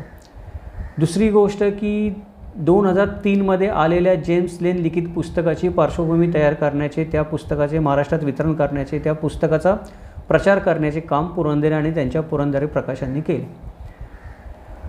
आता केलं असेल माहीत नाही. त्याचा विषय असा आहे की जेम्स लेनच्या पुस्तकाची तर आपण सर्वजण निंदाच करतो. त्याने जे काही लिहिलं ते बिलकुल स्वीकार्य नाही आहे कुठल्याही दृष्टिकोनातून. छत्रपती शिवाजी महाराजांबद्दल जे काही विधान केलं किंवा लिखाण केलं आहे त्याच्याबद्दल. आता पुरंदरेंनी आणि त्यांच्या पुरंदरे प्रकाशनांनी हे काम केलं का जेम्स लेनचं पुस्तक पुढे प्रकाशित म्हणजे पार्श्वभूमी तयार करण्याचं, वितरण किंवा पुस्तकाचा प्रचार करण्याचं, हा थोडासा म्हणजे पोलीस तपासाचा विषय होऊ शकेल की त्याचा तपास केला गेला पाहिजे की अशा गोष्टी झाल्यात का नाही. ज्या व्यक्तींना वाटतं की अरे हा अशा गोष्टी झाल्यात, पोलीस कंप्लेंट केली तर त्या गोष्टी समजू शकतील किंवा प्रकरण जर न्यायालयात गेलं तर त्याचा शोध लावता येऊ शकतो की असं झालं असेल का नाही झालं असेल. पण इथं जर हे जेम्स लेनच्या पुस्तकाची पार्श्वभूमी तयार केली म्हणून पुरस्कार द्यावा की देऊ नये, परत तोच विषय, हा निकषच त्याच्यामध्ये येणार नाही आहे. आता 9वा जो मुद्दा आहे यातला तो फार महत्त्वाचा मुद्दा आहे, विरोधात दिला जातो तो की राजघराण्यातील, सरदार घराण्यातील अनेक ऐतिहासिक कागद, दस्तावेज, रुमालपत्रे, ताम्रपत्रे, शस्त्रे संशोधनाच्या नावाखाली नेऊन नष्ट करण्याचे काम पुरंदरेंनी केले. आता माझ्याशी पण जेव्हा लोक चर्चा करायला बोलायला येतात तेव्हा कित्येक लोक अशा प्रकारचा आरोप करताना मला दिसतात. ते बोलतात पण की यांच्याकडचे नेले, त्यांच्याकडचे नेले, आमच्याकडचे नेले. आणि लोक पुरंदरेंना नेऊन कागदपत्र देताना पण मी बघितलेली आहेत की तुम्ही नजरेखाली घाला आणि याच्यावर तुमचं मत सांगा म्हणून ती पुरंदरे ठेवून पण घेत असतात स्वतःकडे. पण ते कागदपत्र नेली आणि नष्ट केली आपण म्हणतो, तर माझ्या बघण्यात आजपर्यंत अशी एकही व्यक्ती आली नाही की मला माझ्याकडे तरी बाहेर कोणाला भेटली असेल तर ठीक आहे की मी ही कागदपत्र पुरंदरेंना या तारखेला दिली होती, त्याची माझ्याकडे ही यादी आहे आणि माझ्याकडे हा पुरावा आहे की मी कागदपत्र पुरंदरेंना नेऊन दिली होती म्हणून. विचार करण्यासारखी गोष्ट ही आहे की कित्येक असे बनवेगिरी करणारे लोक पण माझ्या पाण्यामध्ये आलेले आहेत की ते विनाकारणच सांगतात की त्यांच्याकडे काही कागदपत्र नसतात, बोलण्यासारख्या गोष्टी नसतात, सिद्ध करण्यासारखं काही नसतं. मग जेव्हा चर्चेची वेळ येते तेव्हा नाही आमची कागदपत्र ते पुरंदरेंनी नेली, नाही तर आमच्याकडे होता तो विषय. म्हणजे अशा प्रकारची पण माणसं आपल्या समाजामध्ये अस्तित्वात आहेत. तर हा जो विषय आहे तो हा विषय आता कसा आहे की पुरंदरेंनी कागदपत्र नष्ट केली तर ती ज्यांची कागदपत्र नष्ट केली त्यांनी बोललं पाहिजे आणि काही गोष्टी पुरावे दिले पाहिजेत. आणि ती एक वेगळी गोष्ट होऊ शकते. तो पुरस्काराला द्यावा का देऊ नये याच्यासाठी तो निकष होऊ शकत नाही. ते पुरंदरेंनी कागदपत्र नष्ट केली असतील तर ज्यांची नष्ट केली त्यांनी तो मुद्दा उचलून धरावा, कोर्टात न्यावा, पुरावे द्यावेत आणि जे काही होईल त्याबद्दल बोलावं. आता पुरंदरे नाही त्यामुळे या गोष्टीने तसा पण काही अर्थ नाही राहिलेला. पण तरी पण जर कोणाला असं वाटत असेल की आमची बहुमूल्य कागदपत्र नष्ट झाली तर तुम्ही त्याची एक कॉपी तरी स्वतःकडे ठेवायला पाहिजे होती किंवा एक पुरावा तरी स्वतःकडे ठेवायला पाहिजे होता किंवा ते कोणाच्या तरी तुम्ही आपण म्हणतो तसं की साक्षीने ती कागदपत्र पुरंदरेंना दिली होती असा कुठेतरी साक्षीदार तरी असायला पाहिजे होता. अशा गोष्टी नसतील तर आता मग या गोष्टी बोलून काही फायदा नाही. त्यामुळं आणि आता पुरंदरे पण राहिलेले नाही आहेत त्यामुळं ह्या मुद्द्याला तसा पण काही अर्थ राहिलेला नाही आहे. राहिला पुरस्कारासाठी हा विरोधाचा मुद्दा होऊ शकतो का? होऊ शकतो, पण सिद्ध करायला पाहिजे आणि व्हायला पाहिजे आणि शासनाने तो मानला पाहिजे निकष म्हणून. तर ह्या सगळ्या गोष्टी याच्यामध्ये आहेत. पुरंदरेंच्या पुस्तकावर लिखाणावर 1 कोटीचा दावा खटला आणि 4-5 ठिकाणी फौजदारी गुन्हा तक्रारी दाखल आहेत. आता एखादा मनुष्य इतिहासकार म्हणून घ्यायला लागला स्वतःला, तो स्वतःचं मत ठामपणे मांडू लागला, समाजावर त्याचा प्रभाव वाढू लागला की दुर्दैवाने आपल्या समाजामध्ये या गोष्टी त्या माणसाच्या बाबतीमध्ये घडतात. पुरंदरेंच्या बाबतीत नाही, छोटे मोठे पण अजून बरेच लोक आहेत ज्यांना कुठे नाव पण मिळालेलं नाही, अजून नावारूपाला पण आलेलं नाहीत, त्यांच्यावर पण कोणी नाही कोणतरी केसेस केलेले आपल्याला दिसतात. तर त्या केसेसचा जोपर्यंत निकाल लागत नाही तोपर्यंत आपण त्या माणसाला गुन्हेगार म्हणू शकत नाही की त्या केसेसचा निकाल लागला पाहिजे सगळ्या गोष्टींचा आणि त्याच्यामध्ये तो माणूस दोषी सिद्ध झाला पाहिजे. मग या मुद्द्याचा विचार करता येईल पुरस्कार द्यावा का देऊ नये याच्यासाठी. तर कुठल्या पुस्तकावर कुठल्या लिखाणावर 1 कोटीचा दावा खटला दाखल केला होता कोणी आणि ते काय निकाल लागला त्याच्यावर या गोष्टी अवलंबून आहेत. बाकी या गोष्टीचा जास्त आपल्याला विचार करायचं कारण नाही. 11वा मुद्दा असा मांडला जातो की पुरंदरे इतिहास संशोधक नाहीत, त्यांचे लिखाण हे कुठेही संदर्भासाठी वापरले जात नाही, ते शाहीर नाहीत, त्यांनी एकही पोवाडा लिहिलेला नाही, हे सगळे त्यांनी स्वतः कबूल केले आहे.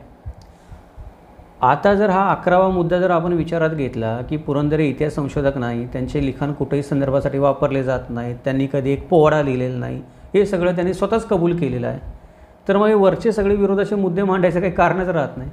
कारण मग पुरंदरे एक निरुपद्रवी व्यक्ती होऊन जातात. त्यांचं लिखाण संदर्भासाठी वापरलं जात नाही, शाळेत शिकवलं जात नाही, ते स्वतः म्हणत नाहीत मी इतिहास संशोधक आहे, तर माझं लिखाण फक्त मनोरंजनासाठी घ्या असं जर ते म्हणत असतील तर मग एवढे सगळे आरोप करायचे त्यांच्यावर काही कारणच राहत नाही. आणि पुरंदरेंनी हे कबूल केलं हे आपल्याला मान्य असेल तर मग आपण आरोप का करतो हा पण प्रश्न त्याच्यामधून निर्माण होतो. त्यामुळे हा मुद्दा जरा विरोधाभासी आहे. वरती जे मुद्दे मांडले जातात त्याशी मुद्दा मांडणाऱ्यांनी थोडा याच्याबद्दल विचार केला पाहिजे. आता 12वा मुद्दा आहे तो पण थोडा महत्त्वाचा आहे शेवटचा आपण जो बोलतो तो की बाकीचे मुद्दे थोडे होते की ते निकषांमध्ये बसतील नाही बसतील, थोडेसे ते सब्जेक्टिव्ह होते की माणसांवर आहेत आणि जे मुद्दे मांडले गेले होते त्यामध्ये सत्याचा अंश होता की पुरंदरेंनी काही केलं असेल की असत्य लिहिलं असेल वगैरे, तर ते सिद्ध पण केलं गेलेलं आहे बाकीच्या लेखकांनी. त्यामुळं त्या मुद्द्यांचा एवढा काही पुरस्काराशी आपण विचार करताना संबंध येत नाही किंवा त्यामध्ये खोलात जायचं कारण नाही. पण हा जो 12वा मुद्दा आहे तो मात्र विचार करणारा मुद्दा आहे की ज्याच्यामुळे सगळे वाद निर्माण झालेले. म्हणजे 11वा मुद्दा आपण आत्ता जो बोललो होतो आणि विचारात घेण्याचा आणि हा 12वा मुद्दा. 12वा मुद्दा कुठला आहे की यापूर्वी 2004मध्ये पण त्यांना पुरस्काराची घोषणा झाली होती, परंतु त्यांच्या वादग्रस्त लिखाण व वागण्यामुळे त्यावेळी हा पुरस्कार रद्द झाला होता. मग आता हा पुरस्कार देण्यासाठी फडणवीस एवढी खटाटोप का करत आहेत हा मुद्दा विचारात घेण्यासारखा आहे. आता इथे फडणवीस हा खटाटोप का करत आहेत याच्या असं म्हणण्याऐवजी महाराष्ट्र राज्याचे तत्कालीन मुख्यमंत्री हा खटाटोप का करत आहेत असं आपण म्हणूयात. कारण मी मगाशी म्हटलं जसं व्यक्तिद्वेष करू नये किंवा कुठल्या व्यक्तीला टार्गेट करू नये. महाराष्ट्र शासनाच्या मुख्यमंत्रीपदी बसलेली व्यक्ती एका व्यक्तीला पुरस्कार द्यावा म्हणून एवढं खटाटोप का करते? त्याचं सरळ उत्तर आपण मगाशी म्हणलं तसं आहे की हा पुरस्कार हा राजकीय कारणाने दिला जातो. हा पुरस्कार हा राजकीय हेतूने किंवा राजकीय स्वार्थाने दिला जाऊ शकतो, कारण सर्व राजकीय मंडळीच या पुरस्काराच्या समितीवर आहेत. महाराष्ट्राचे मुख्यमंत्री, सांस्कृतिक मंत्रालयाचे मंत्री, सचिव, अजून बाकीचे लोक, ते सगळे लोक जे आहेत ते एखाद्या गोष्टीला इन्फ्लुएन्स करू शकतात किंवा ठरवू शकतात की ठरवून या व्यक्तीला पुरस्कार द्यायचा, या व्यक्तीला पुरस्कार द्यायचा, आणि राजकीय हेतूने प्रेरित होऊन हा पुरस्कार दिला जाऊ शकतो. त्यामुळे जर एखादा आपला महाराष्ट्राचा मुख्यमंत्री, हा विषय सोडून देऊ आपण बाबासाहेब पुरंदरेंचा, अजून पण उद्या भविष्यामध्ये कुणा व्यक्तीला पुरस्कार मिळावा म्हणून पुढाकार घेत असेल आणि खटाटोप करत असेल तर त्याचा काही ना काही त्याच्यामध्ये राजकीय स्वार्थ असं आपण समजायला हरकत नाही. याच्यातून एक गोष्ट हीच सिद्ध होते की हे पुरस्कार हे राजकीय स्वार्थाने, राजकीय हेतूने प्रेरित होऊन दिले जाऊ शकतात, दिले जातात. त्यामुळे या पुरस्कारांचा आपण एवढं काही अवडंबर माजवायचं कारण नाही आहे की हे कार्याची महती लक्षात घेऊन किंवा कार्य लक्षात घेऊन, कार्याचं स्वरूप लक्षात घेऊन दिले जातातच असं नाही. कार्य त्याच्या जागी एखाद्या व्यक्तीने केलेलं, पण पुरस्कार देण्याचा हेतू राजकीय असू शकतो, हे आपण लक्षात घेतलं पाहिजे. आता ही काय झाली की मी दोन मतं सांगितली की विरोधक काय म्हणतात आणि समर्थक काय म्हणतात हे पुरस्कार देण्यामागे. तर माझं मत काय, म्हणजे लोक मला नेहमी हा प्रश्न विचारतात, हे सगळं झालं सर, तुम्ही बोललात आहे की वरती लोकांनी लिहिले असं झालं तसं झालं वगैरे, हे बोलतात ते बोलतात वगैरे, तुमचं मत काय? माझं मत हे आहे की नाण्याला नेहमी दोन बाजू असतात. कोणती बाजू आपण आपली म्हणतो त्याच्यावर आपला दृष्टिकोन ठरत असतो. आता इथे पण पुरंदरेंच्या नाण्याला दोन बाजू आहेत आणि दोन्ही बाजू ज्या आहेत त्या तितक्याच खऱ्या आहेत. म्हणजे दुर्दैवाने म्हणा किंवा सुदैवाने म्हणा, पुरंदरेंच्या नाण्याच्या दोन्ही बाजू खऱ्या आहेत. म्हणजे समर्थकांनी मांडलेले कितीतरी मुद्दे असतील, जे मुद्दे निकालात काढले आपण, तरी एक मुद्दा शिल्लक राहतो की ज्याच्यामुळे बाबासाहेब पुरंदरेंना पुरस्कार दिलाच गेला पाहिजे असं म्हणायला कोणीही विरोध करू शकत नाही. आणि विरोधकांनी जे मुद्दे मांडले असतील ते मुद्द्यांमधले कितीतरी मुद्दे आपण निकालात काढले, तरी पण काही मुद्दे असे शिल्लक राहतात की बाबासाहेब पुरंदरेंना पुरस्कार नाही दिला गेला पाहिजे असं त्याच्यावरून सिद्ध होऊ शकतं. मग आपण आपलं म्हणणं काय म्हणणार, आपण कोणाची बाजू बरोबर आहे बघणार. आता इथे काय आहे की कोणाची बाजू बरोबर आहे म्हणणं हे फार अवघड काम आहे. म्हणजे दोन्ही बाजूने हजारो लोकांनी समर्थनार्थ आणि विरोधामध्ये या पुरस्काराच्या हजारो विधानं केली आहेत आणि आपापले पुरावे पण दिलेले आहेत. त्यामुळं इथं आता मगाशी मी म्हटलं तसं की हा व्हिडिओ आपला फार सारांशाने चाललेला आहे, त्यामुळे इथं ते सगळे पुराव्यांसंदर्भांची चर्चा करता येणं अवघड नाही आहे, अशक्य गोष्ट आहे, पूर्णपणे अवघड गोष्ट आहे. त्याच्यामुळे आपण काय करूयात की दोन्ही बाजूचा फक्त एक एक मुद्दा विचारात घेऊया की असा कुठला मुद्दा आहे ज्याच्यामुळे बाबासाहेब पुरंदरेंना पुरस्कार दिला गेला पाहिजे, ही गोष्ट सिद्ध होईल. असा कुठला मुद्दा आहे ज्याच्यावरून बाबासाहेब पुरंदरेंना हा पुरस्कार नाही दिला गेला पाहिजे, हे सिद्ध होईल. तर पहिली बाजू आपण काय बघूया की शिवप्रेमी बाबासाहेब पुरंदरे, नाण्याची एक बाजू जी आहे ती शिवप्रेमी बाबासाहेब पुरंदरे ही बाजू असं आपण समजूया. पहिली बाजू की बाबासाहेबांची ओळख अशी आहे की शिवप्रेमी बाबासाहेब पुरंदरे.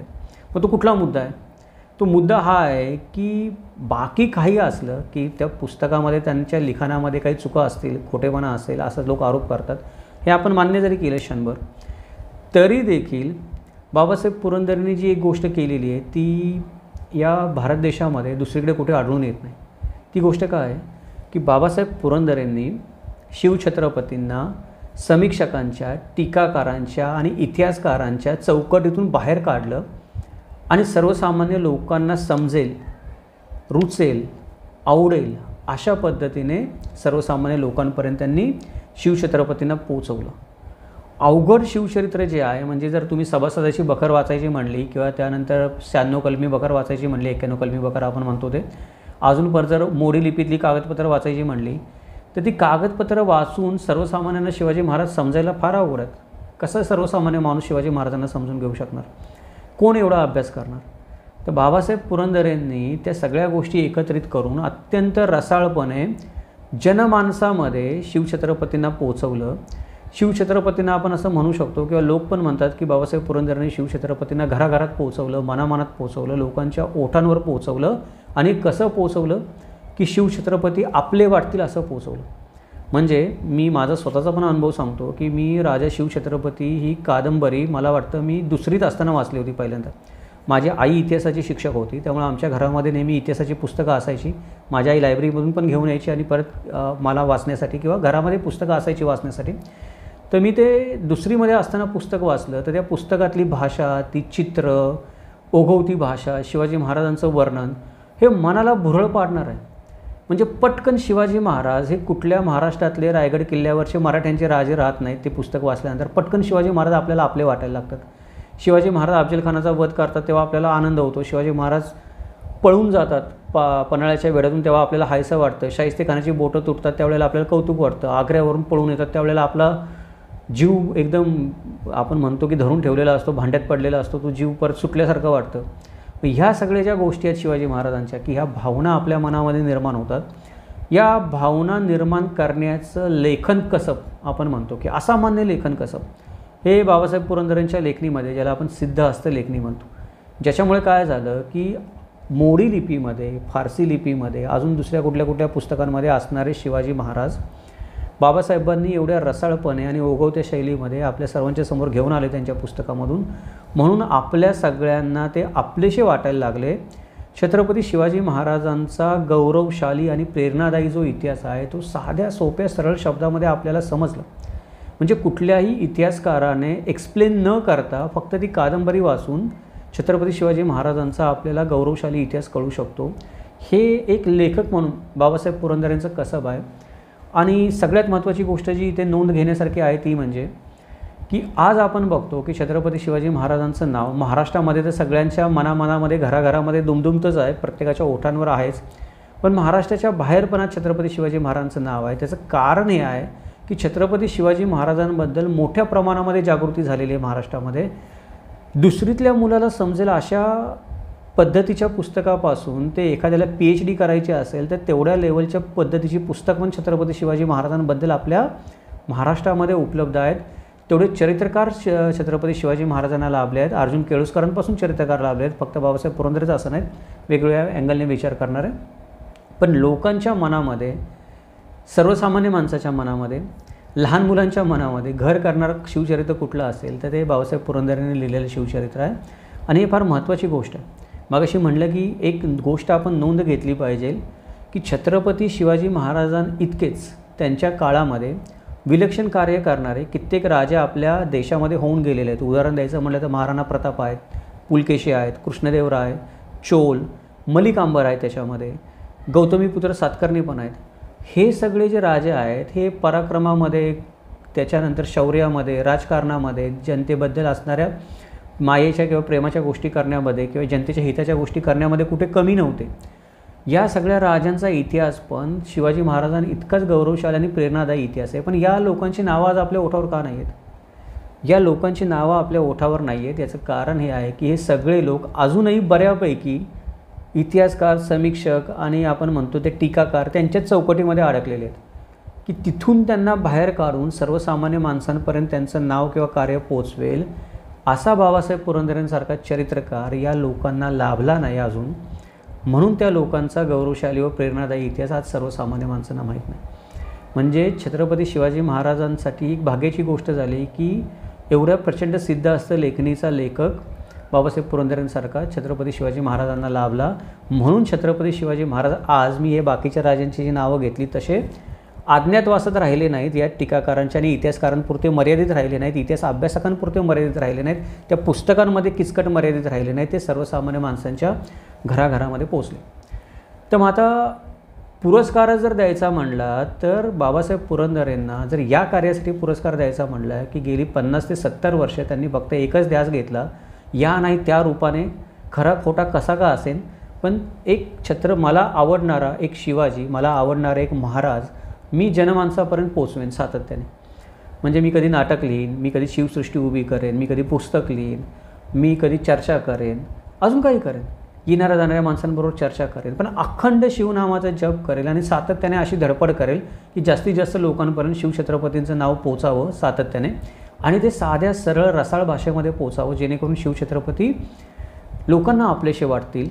तर ह्या कारणासाठी जर कोणी म्हणत असेल की बाबासाहेब पुरंदरेंना पुरस्कार दिला पाहिजे महाराष्ट्र भूषण, तर मी म्हणेन की एक नाही 2 पुरस्कार दिले पाहिजेत, 2दा दिले पाहिजेत, 3दा दिले पाहिजेत. कारण हे कार्यच एवढं महत्त्वाचं आहे आणि त्या कार्याचं महत्त्व आपल्याला आपण जेव्हा बाकीच्या राजांकडे बघतो तेव्हा कळतं की त्या बिचाऱ्या राजांना असा कोणी कादंबरीकार किंवा चरित्रकार भेटला नाही जो त्यांचं कार्य लोकांपर्यंत पोहोचवेल, म्हणून ते राजा आजही अज्ञातवासात राहिले. मग हा विचार केला आपण तर मग बाबासाहेब पुरंदरेंच्या कार्याचं मूल आपल्याला पटतं.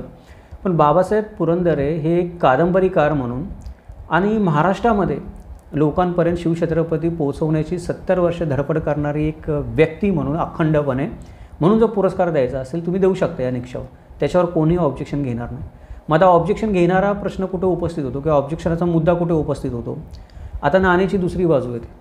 ही नाण्याची दुसरी बाजू काय आहे की पहिले जी नाण्याची पहिली बाजू होती ती आपण म्हटलं शिवप्रेमी बाबासाहेब पुरंदरे. बाबासाहेब पुरंदरे शिवप्रेमी नाहीत असं त्यांचे विरोधक पण म्हणणार नाहीत, कोणीच म्हणू शकत नाही या जगामध्ये. पण बाबासाहेब पुरंदरे इतिहासकार आहेत का, इतिहास लेखक आहेत का, याच्यावर मात्र शंका बऱ्याच घेता येऊ शकतात. आता जे काही शिवचरित्र त्यांनी लिहिलं, मागाशी मी म्हटलं की रसाळ भाषेमध्ये ते लोकांपर्यंत पोहोचलं, शिवछत्रपती लोकांना आपलेसे वाटावे लागले, फार मोठं मोलाचं कार्य झालं. पण ते शिवचरित्र आहे ते निर्दोष आहे का, या गोष्टीचा आपण विचार केला पाहिजे. निर्दोष म्हणजे काय की त्याच्यावर कोणी आरोप केलेत का, त्याच्यावर कोणी चर्चा केली आहे का, त्यातल्या काही उणिवा चुका कोणी दाखवल्यात का, पुराव्याशिवाय काही गोष्टी त्याच्यामध्ये लिहिल्या गेल्यात काय, याचा पण विचार केला गेला पाहिजे. तर शिवचरित्रामध्ये अनेक गंभीर चुका आहेत हे आता सिद्ध झालेलं आहे. आहा साळुंखेंचं जे पुस्तक मी म्हणतो की पुरंदरेंची इतिहासद्रोही बखर, त्या पुस्तकामध्ये जे मुद्दे आहा साळुंखेंनी मांडलेले आहेत त्याचा प्रतिवाद कुठल्याही शिवप्रेमी माणसाला करता येणं शक्य नाही. म्हणजे त्या पुस्तकामध्ये बाबासाहेब पुरंदरेंच्या लिखाणामधल्या ज्या ऐतिहासिक चुका किंवा घोडचुका म्हणू आपण, ज्या आहा साळुंखेंनी निदर्शनास आणून दिलेल्या आहेत आणि ते कसं चुकीचं आहे हे पण पुराव्यानिशी सिद्ध करून हे केलेलं आहे, सिद्ध केलेलं आहे त्यांनी त्या पुस्तकामध्ये. ते पुस्तक मुळातूनच एकदा वाचण्यासारखं आहे प्रत्येकाने. म्हणजे मी तर असं म्हणेन की जो माणूस राजा शिवछत्रपती पुस्तक वाचेल त्याने एकदा आहा साळुंखेंचं हे पुस्तक पण वाचलं पाहिजे. त्याच्याबद्दल आपण एक नंतर व्हिडिओ बनवतोच आहे. पण हे पुस्तक आता बाबासाहेब पुरंदरेंनी लिहिल्यानंतर त्या पुस्तकात ज्या काही चुका दाखवल्या गेल्या त्यातल्या काही चुका आधी सुधारल्या गेल्या होत्या आधीच्या आवृत्तीमध्ये, बाबासाहेब पुरंदरेंनी लिहिलेल्या पुस्तकात. काही चुका नंतरच्या आवृत्तीमध्ये सुधारल्या गेल्या. पण काही चुका ज्या आहेत त्या काही चुका अजून तिथंच आहेत, त्या अजून सुधारण्याची गरज आहे किंवा त्याच्यामध्ये काही स्पष्टीकरण देण्याची गरज आहे. त्याबद्दल आता मी बोलत नाही कारण तो मोठा विषय आहे, एक मोठा पुस्तकाचा विषय आहा साळुंखेंनी लिहिलेला. त्यामुळे इथे आपण त्या विषयामध्ये जाऊ शकत नाही की बारीक सारीक जे आहा साळुंखेंनी लिहिले ते. पण जो विषय आपण म्हणतो याच्यामध्ये, या सगळ्या विषयांमध्ये हा विषय इतिहासाचा असला किंवा इतिहासाचा विषय आहे त्याच्यामुळे शिवप्रेमी बाबासाहेब पुरंदरे ते आपण तात्पुरते बाजूला ठेवूयात. मगाशी आपण त्यांच्याबद्दल प्रेमाने बोलत होतो, नाण्याची पहिली बाजू होती ती. आता आपण शिवशाहीर, बखरकार, कादंबरीकार, इतिहासकार, जरी ते स्वतःला म्हणवत नसतील, इतिहास अभ्यासक, संशोधक वगैरे, ह्या कोणातून जर आपण बाबासाहेबांकडे बघितलं तर आहा साळुंखेंनी आता हे पुस्तक लिहून प्रकाशित केल्यानंतर बाबासाहेब पुरंदरेंना स्वतःचा बचाव करता येणं अशक्य आहे. म्हणजे ज्या चुका त्या आहा साळुंखेंनी निदर्शनास आणून दिलेल्या आहेत, बाकीचे लोक पण बोलतच असतात त्याच्याबद्दल कमी जास्त, पण आहा साळुंखेंनी विचारांची लढाई कशी विचारांनी लढली जाऊ शकते, एका पुस्तकाचा प्रतिवाद कसा पुस्तक लिहून केला जाऊ शकतो समाजामध्ये दुफळी न माजवता, याचं एक उत्तम उदाहरण आपण म्हणतो की सादर केलेलं आहे आपल्यासमोर. त्यामुळं आता बाबासाहेब पुरंदरेंना मी त्या चुका झाल्याच नाहीत किंवा चुका केल्याच नाहीत किंवा कळत नकळत झाल्या किंवा नंतर सुधारल्या अशा प्रकारचा काही बचाव करता येणार नाही. दुर्दैवाने बाबासाहेब पुरंदरेंनी पण त्यांच्यावर होणाऱ्या कुठल्याही आरोपाचं किंवा कुठल्याही आक्षेपाचं कधी उत्तर दिलं नाही. म्हणजे आहा साळुंखेंच्या पुस्तकाचंच नाही त्यांनी, पण इतरही लोक जे त्यांच्यावर आरोप करतात त्याचं त्यांनी कुठलंही उत्तर दिलेलं नाही कधीही. आणि कुठल्या माणसाबद्दल त्यांनी त्यांच्यावर आरोप करणाऱ्या माणसाबद्दल कधी त्यांनी गैरउद्गार देखील काढलेले नाहीत किंवा त्याचा कधी अपमान पण केलेला नाही का उलटंपालटं बोलून.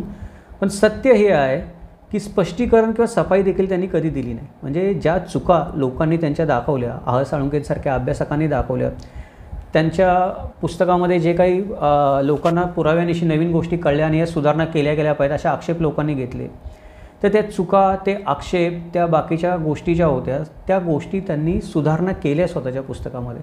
पण त्या चुका झाल्याबद्दल त्यांनी कधी जाहीर माफी मागितली नाही किंवा आपण असं म्हणू की जाहीर माफीचा विषय नाही की या चुका का झाल्या याचं त्यांनी कधी स्पष्टीकरण दिलं नाही किंवा सफाई दिली नाही की काय कारण होतं ज्याच्यामुळे या चुका त्यांच्याकडनं गेल्या. पण त्यांनी त्या चुका काही सुधारलेल्या आहेत, भरपूर सुधारलेल्या आहेत. जर मागच्या आवृत्त्या आपण पाहिल्या नाही, आत्ताच्या आवृत्त्या आपण पाहिल्या तर आपल्याला लक्षात येतं की जे जे आक्षेप घेतलेले आहेत त्या आक्षेपांमध्ये जे जे काही आत्ताच्या नवीन पुराव्यांना धरून आहे त्या त्या गोष्टी बाबासाहेब पुरंदरेंच्या पुस्तकामध्ये आपल्याला सुधारलेल्या दिसतात.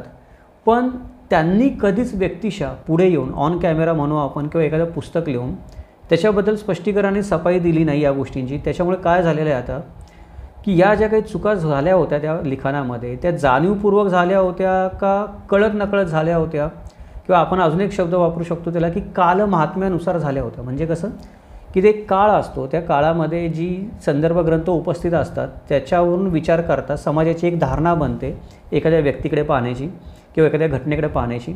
त्या धारणेतून नवीन व्यक्ती पुस्तक लिहित असते. नंतर काळ बदलतो, नवीन पुरावे समोर येतात, आधीच्या गोष्टी खोट्या सिद्ध होतात, मग त्या पुस्तकामध्ये बदलाव्या लागतात. इतिहासाच्या पुस्तकामध्ये या गोष्टी नेहमी चालतच असतात. म्हणजे कालमहात्म्यानुसार ह्या चुका त्यांच्याकडून झाल्या होत्या किंवा त्यांनी त्या जाणूनबुजून केल्या होत्या, ते सगळं माहीत असून पण त्या काळामध्ये सत्य त्यांना, हे आता आपल्याला कळायला काही मार्ग राहिलेला नाही. कारण आता बाबासाहेब पुरंदरे आपल्यामध्ये राहिलेले नाहीत, त्यामुळे आता ते स्पष्टीकरण देऊ शकत नाहीत आणि दुसरा कोणी त्यांच्या बाजूने पण स्पष्टीकरण देऊ शकत नाही. त्यामुळे या चुका आपल्याला काय कधी कळणार नाही की झाल्या होत्या का नाही झाल्या होत्या. त्यामुळे ही काय झाली की एक दुसरी बाजू झाली. म्हणजे पहिली बाजू शिवप्रेमी बाबासाहेब पुरंदरे म्हणतो की त्यांना आपण पुरस्कार दिलाच गेला पाहिजे.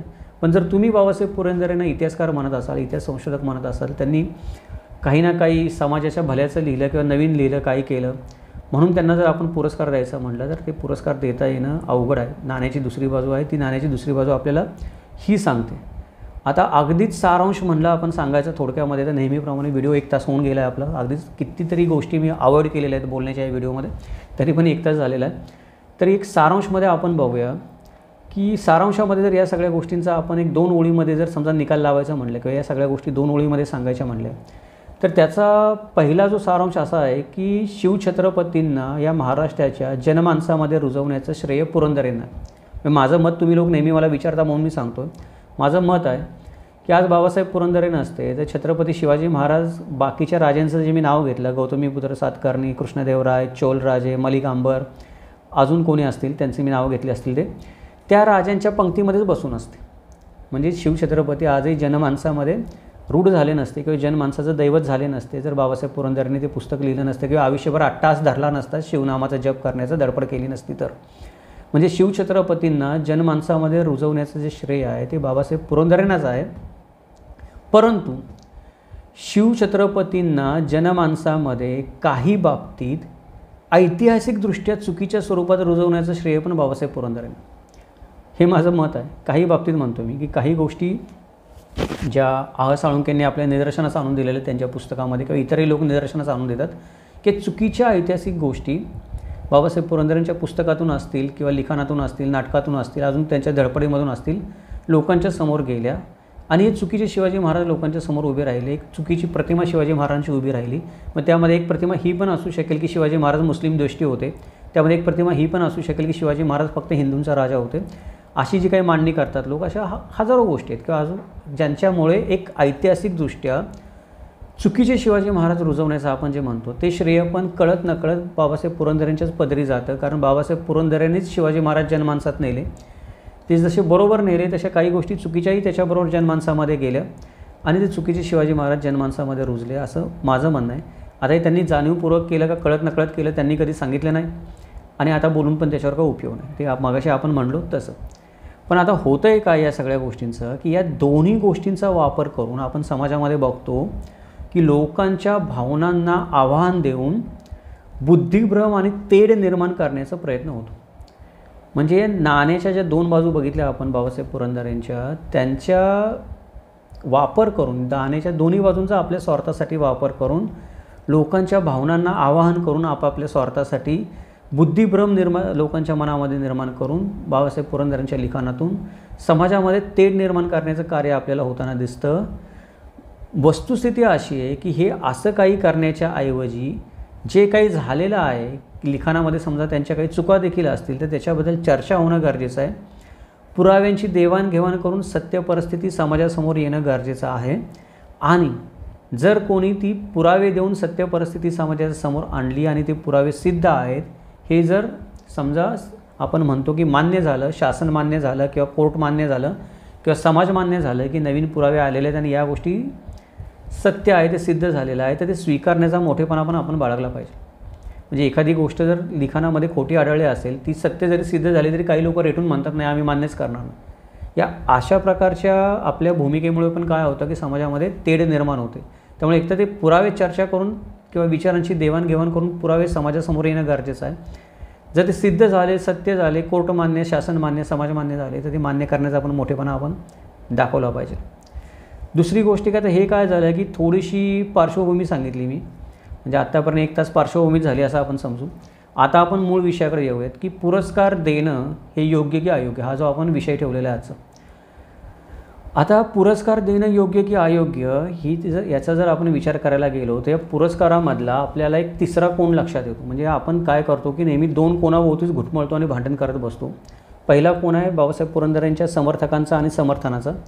दुसरा कोण आहे बाबासाहेब पुरंदरेंच्या विरोधकाचा आणि विरोधाचा. तिसरा जो कोण आहे तो तिसरा कोण आहे या पुरस्कार देणाऱ्या शासनाचा. याच्याकडे आपलं लक्षच जात नाही कधी. आपण या 2 कोणामध्येच गुरफटून गेलेलो आहोत एकमेकांवर आरोप करण्यासाठी. आता पुरस्कार देणार कोण आहे? शासन. शासनाने का ठरवला पुरस्कार देण्याचं, म्हणजे ते शासनाने काय केलं पाहिजे, स्पष्ट केलं पाहिजे किंवा आपण शासनाला विचारलं पाहिजे की तुम्ही बाबासाहेब पुरंदरेंना हा पुरस्कार दिला तर हा पुरस्कार देण्यामागचं कारण काय आहे. म्हणजे तुम्ही बाबासाहेब पुरंदरेंना काय कारणासाठी हा पुरस्कार देत आहे, तुम्ही तुमची भूमिका स्पष्ट करा. सांगा की आम्ही बाबासाहेब पुरंदरेंना हे कार्य करण्यासाठी पुरस्कार देत आहोत. वादाचा विषयच राहणार नाही त्याच्यामध्ये. उदाहरणार्थ द्यायचं झालं आपण की समजा जर शासन असं म्हणलं की जनमानसामध्ये शिवछत्रपती रुजवले महाराष्ट्राच्या, म्हणून आम्ही बाबासाहेब पुरंदरेंना हा पुरस्कार देत आहोत. तर मगाशी मी म्हटलं तसं एकदा नाही दोनदा द्या. ते तर फारच मौल्यवान कार्य झालेलं आहे आणि महाराष्ट्रावर आपल्या सर्वांवर पण मोठे उपकार झालेले आहेत की शिवछत्रपती आपल्याला कळण्यासाठी कोणीतरी एवढं केलं. त्यामुळे एकदा नाही दोनदा तो पुरस्कार दिला गेला पाहिजे. पण आता जर शासन असं म्हणत असेल की किंवा दुसरं कोणी असं म्हणत असेल की बाबासाहेब पुरंदरे इतिहासकार होते, इतिहास संशोधक होते, इतिहास लेखक होते, त्यांनी जे काही लिहिलं ते सगळं खरंच आहे आणि त्यांच्यावर आक्षेप घेणारे किंवा आरोप घेणारे लोक खोटे आहेत आणि त्या आक्षेपांमध्ये काही दम नाही किंवा जे लोक पुरावे देत आहेत आह साळुंखेंसारखे पुस्तक लिहून त्याच्यामध्ये खोटेपणा आहे, तर मग बाबासाहेब पुरंदरेंना पुरस्कार देणं चुकीचं होईल. कारण बाबासाहेब पुरंदरेंवर जे आक्षेप घेतले गेलेले आहेत, विरोधकांनी जे मुद्दे नोंदवले आहेत त्यातले काही मुद्दे जरी आपण बाद करून टाकले किंवा ते बाद होतीलच आपोआप, काही मुद्दे असतील त्याच्यामधले ते आपण मगाशी बघितलं तसं, तरी पण आह साळुंखेंनी जे मुद्दे त्यांच्या पुस्तकामध्ये उपस्थित केलेले ते बाद करता येत नाहीत. ते मुद्दे आपल्याला असं सांगतात की बाबासाहेब पुरंदरे कधीही इतिहास संशोधक नव्हते, इतिहास अभ्यासक नव्हते असं नाही म्हणू शकत आपण की इतिहासकार म्हणून आपण त्यांच्याकडे त्या नजरेने पाहू शकत नाही. जे लिखाणामध्ये त्यांच्या चुका आढळतात आपल्याला की एवढ्या मोठ्या चुका आहेत की एवढ्या मोठ्या घोडचुका आहेत किंवा काही लोकांबद्दल चुकीचं लिखाण आपल्याला दिसतं त्याच्यामध्ये. ते विद्वेषाचं लिखाण आहे असं लोक म्हणतात आणि ते पटू पण शकतं की आहे तशा पद्धतीने झालेलं आहे. मग हे असं जर लिखाण झालेलं असेल तर बाबासाहेब पुरंदरेंनी जे काही लिहिलेलं आहे ते सगळं योग्यच लिहिलेलं आहे, ह्या भूमिकेतून जर तुम्ही पुरस्कार देत असाल तर मग नाही देऊ शकत. ते अयोग्य आहे, ते चुकीचं आहे. मग शासनाने ही भूमिका घेतली पाहिजे की बाबासाहेब किंवा भूमिका स्पष्ट केली पाहिजे की बाबासाहेब पुरंदरेंनी समाजामध्ये खरे खोटे कसे का असून आपण शिवाजी महाराज पोचवले, समाजामध्ये रुजवले, मनामनात ओटाओटात आणले म्हणून पुरस्कार देत असाल तुम्ही त्यांना, ठीक आहे. पण त्यांनी जे लिहिलं ते सगळं योग्यच आहे असा कुठेतरी संदेश द्यावा म्हणून तुम्ही पुरस्कार देत असाल तर मग योग्य नाही, ते मग ते अयोग्य आहे. पण आता इथे काय माहिती आहे का, गंमत अशी आहे की सरकारने याच्यावर आळीमळी गुपचिळी धरलेली आहे. म्हणजे सरकार कारण सांगतच नाही की सरकार स्पष्टच करत नाही की काय कारणाने सरकारने बाबासाहेब पुरंदरेंना पुरस्कार दिला. त्याचं कारण हे आहे की आत्ता जी मी 2 कारणं सांगितली याच्यातली, या 2 कारणांमधल्या कुठल्याच कारणासाठी सरकारने बाबासाहेब पुरंदरेंना पुरस्कार दिलेला नाही असं मला वाटतं आहे. त्याचं कारण हे आहे की सरकारला काही फरक पडत नाही बाबासाहेब पुरंदरेंनी शिवाजी महाराज जनमानसात पोचवले का नाही पोचवले. सरकारला काही फरक पडत नाही की लोक बाबासाहेब पुरंदरेंवर आरोप करतात ते इतिहासकार नाही आहेत, त्यांनी चुकीचं लिखाण केलं वगैरे. सरकारी गोष्ट अशी आहे किंवा राजकारणी गोष्ट अशी आहे की तिथे फक्त आणि फक्त राजकीय स्वार्थ दिसत असतो. म्हणजे सरकारने राजकीय हेतूने प्रेरित होऊन स्वतःचा राजकीय अजेंडा राबवण्यासाठी तत्कालीन जे सरकार असेल ते, मी नाव नाही घेत फडणवीस साहेबांचं किंवा कुठल्याही मुख्यमंत्र्याचं किंवा व्यक्तीचं नाव घ्यायचं काही कारण नाही आहे. कुठलाही पुरस्कार आपण जो बघतो कुठल्याही शासनाने आपल्या देशात दिलेला आहे किंवा इव्हन परदेशामध्ये पण आपल्याला काही काही पुरस्कार दिलेले दिसतात, त्याच्याबद्दल पण ओरड होते की आता डोनाल्ड ट्रम्पनं किंवा आपण म्हणतो की अमेरिकेचे अध्यक्ष असतील अजून कोणी दुसरे किंवा बराक ओबामा असतील अजून कोणी असतील, या लोकांना शांततेचं नोबेल पारितोषिक देण्याचा नेहमी विचार करण्यात येतो आणि दिलं पण जातं काही लोकांना त्यातल्या शांततेचं नोबेल पारितोषिक. तर हे शांततेचं नोबेल पारितोषिक देणं खरोखर योग्य आहे का? म्हणजे बराक ओबामांनी असं म्हणलं की त्यांना नोबेल पारितोषिक मिळालं हे जेव्हा कळलं तेव्हा त्यांनी पहिला प्रश्न विचारला की यांनी कशाला मला नोबेल पारितोषिक दिलं? म्हणजे बराक ओबामांना स्वतःला पण कळे ना की यांनी मला नोबेल पारितोषिक दिलं कायसाठी, मी असं केलं आहे काय जगामध्ये. म्हणजे पुरस्कार आपण जे म्हणतो ते कुठल्या तरी राजकीय हेतूने किंवा स्वार्थाने प्रेरित होऊन दिले जातात. आपल्या देशामध्ये तर पद्म पुरस्कार असू देत, नाही तर महाराष्ट्र भूषण पुरस्कार असू देत, हे फक्त आणि फक्त राजकीय हेतूने प्रेरित होऊन दिले जातात. दुसरा कुठलाही हेतू त्याच्यामध्ये नसतो. ना बाबासाहेब पुरंदरेंच्या महानतेचा हेतू आहे, ना बाबासाहेब पुरंदरेंना जे लोक महान म्हणत नाहीत, नवीन सत्य संशोधन काहीतरी समोर आणतायत पुरावे, त्यांना मान्यता देण्याचा हेतू आहे. सरकारला त्यावेळेला किंवा सरकारमध्ये बसलेल्या व्यक्तींना त्यावेळेला त्यांचा जो राजकीय स्वार्थ दिसत असेल तो राजकीय स्वार्थ किंवा राजकीय अजेंडा राबवण्यासाठी हा पुरस्कार दिलेला आहे. म्हणून सरकार या गोष्टीबद्दल स्पष्टीकरण देत नाही. सरकार असं पण म्हणत नाही की आम्ही बाबासाहेब पुरंदरेंना छत्रपती शिवाजी महाराज जनमानसात रुजवले म्हणून पुरस्कार दिला. सरकार असं पण म्हणत नाही की जे लोकांनी विधान केलेलं आहे त्या विधानांची शहानिशा केली आणि ती विधानं खोटी ठरलीत असं आम्हाला वाटतंय म्हणून आम्ही बाबासाहेब पुरंदरे खरे आहेत म्हणून पुरस्कार दिला. सरकार दोन्ही बाजू बोलत नाही. सरकार शांत आहे. सरकार म्हणजे इथे आपण पुरस्कार देणारी संघटना समजू किंवा पुरस्कार देणारी आपण एक एंटिटी आहे. जी पुरस्कार देणारी एंटिटी आहे तिनं हे लिहायचं असतं किंवा तिने सांगायचं असतं, तिनं तो निकष द्यायचा असतो की कुठल्या निकषावर या व्यक्तीला पुरस्कार दिला. इथे सरकार काही बोलत नाही आहे. आता दुसरी गोष्ट अशी आहे की इथं विचार करू आपण की पुरंदरेंनी कधी त्यांना महाराष्ट्र भूषण पुरस्कार द्यावा अशी मागणी केली होती का? केली पण असेल, कोणाला माहीत नसेल, कदाचित कोणाच्या कानात बोलले असतील ते मला महाराष्ट्र भूषण पुरस्कार द्यावा. पण मोठ्या प्रमाणामध्ये तशी काही ऐकिवात नाही आहे.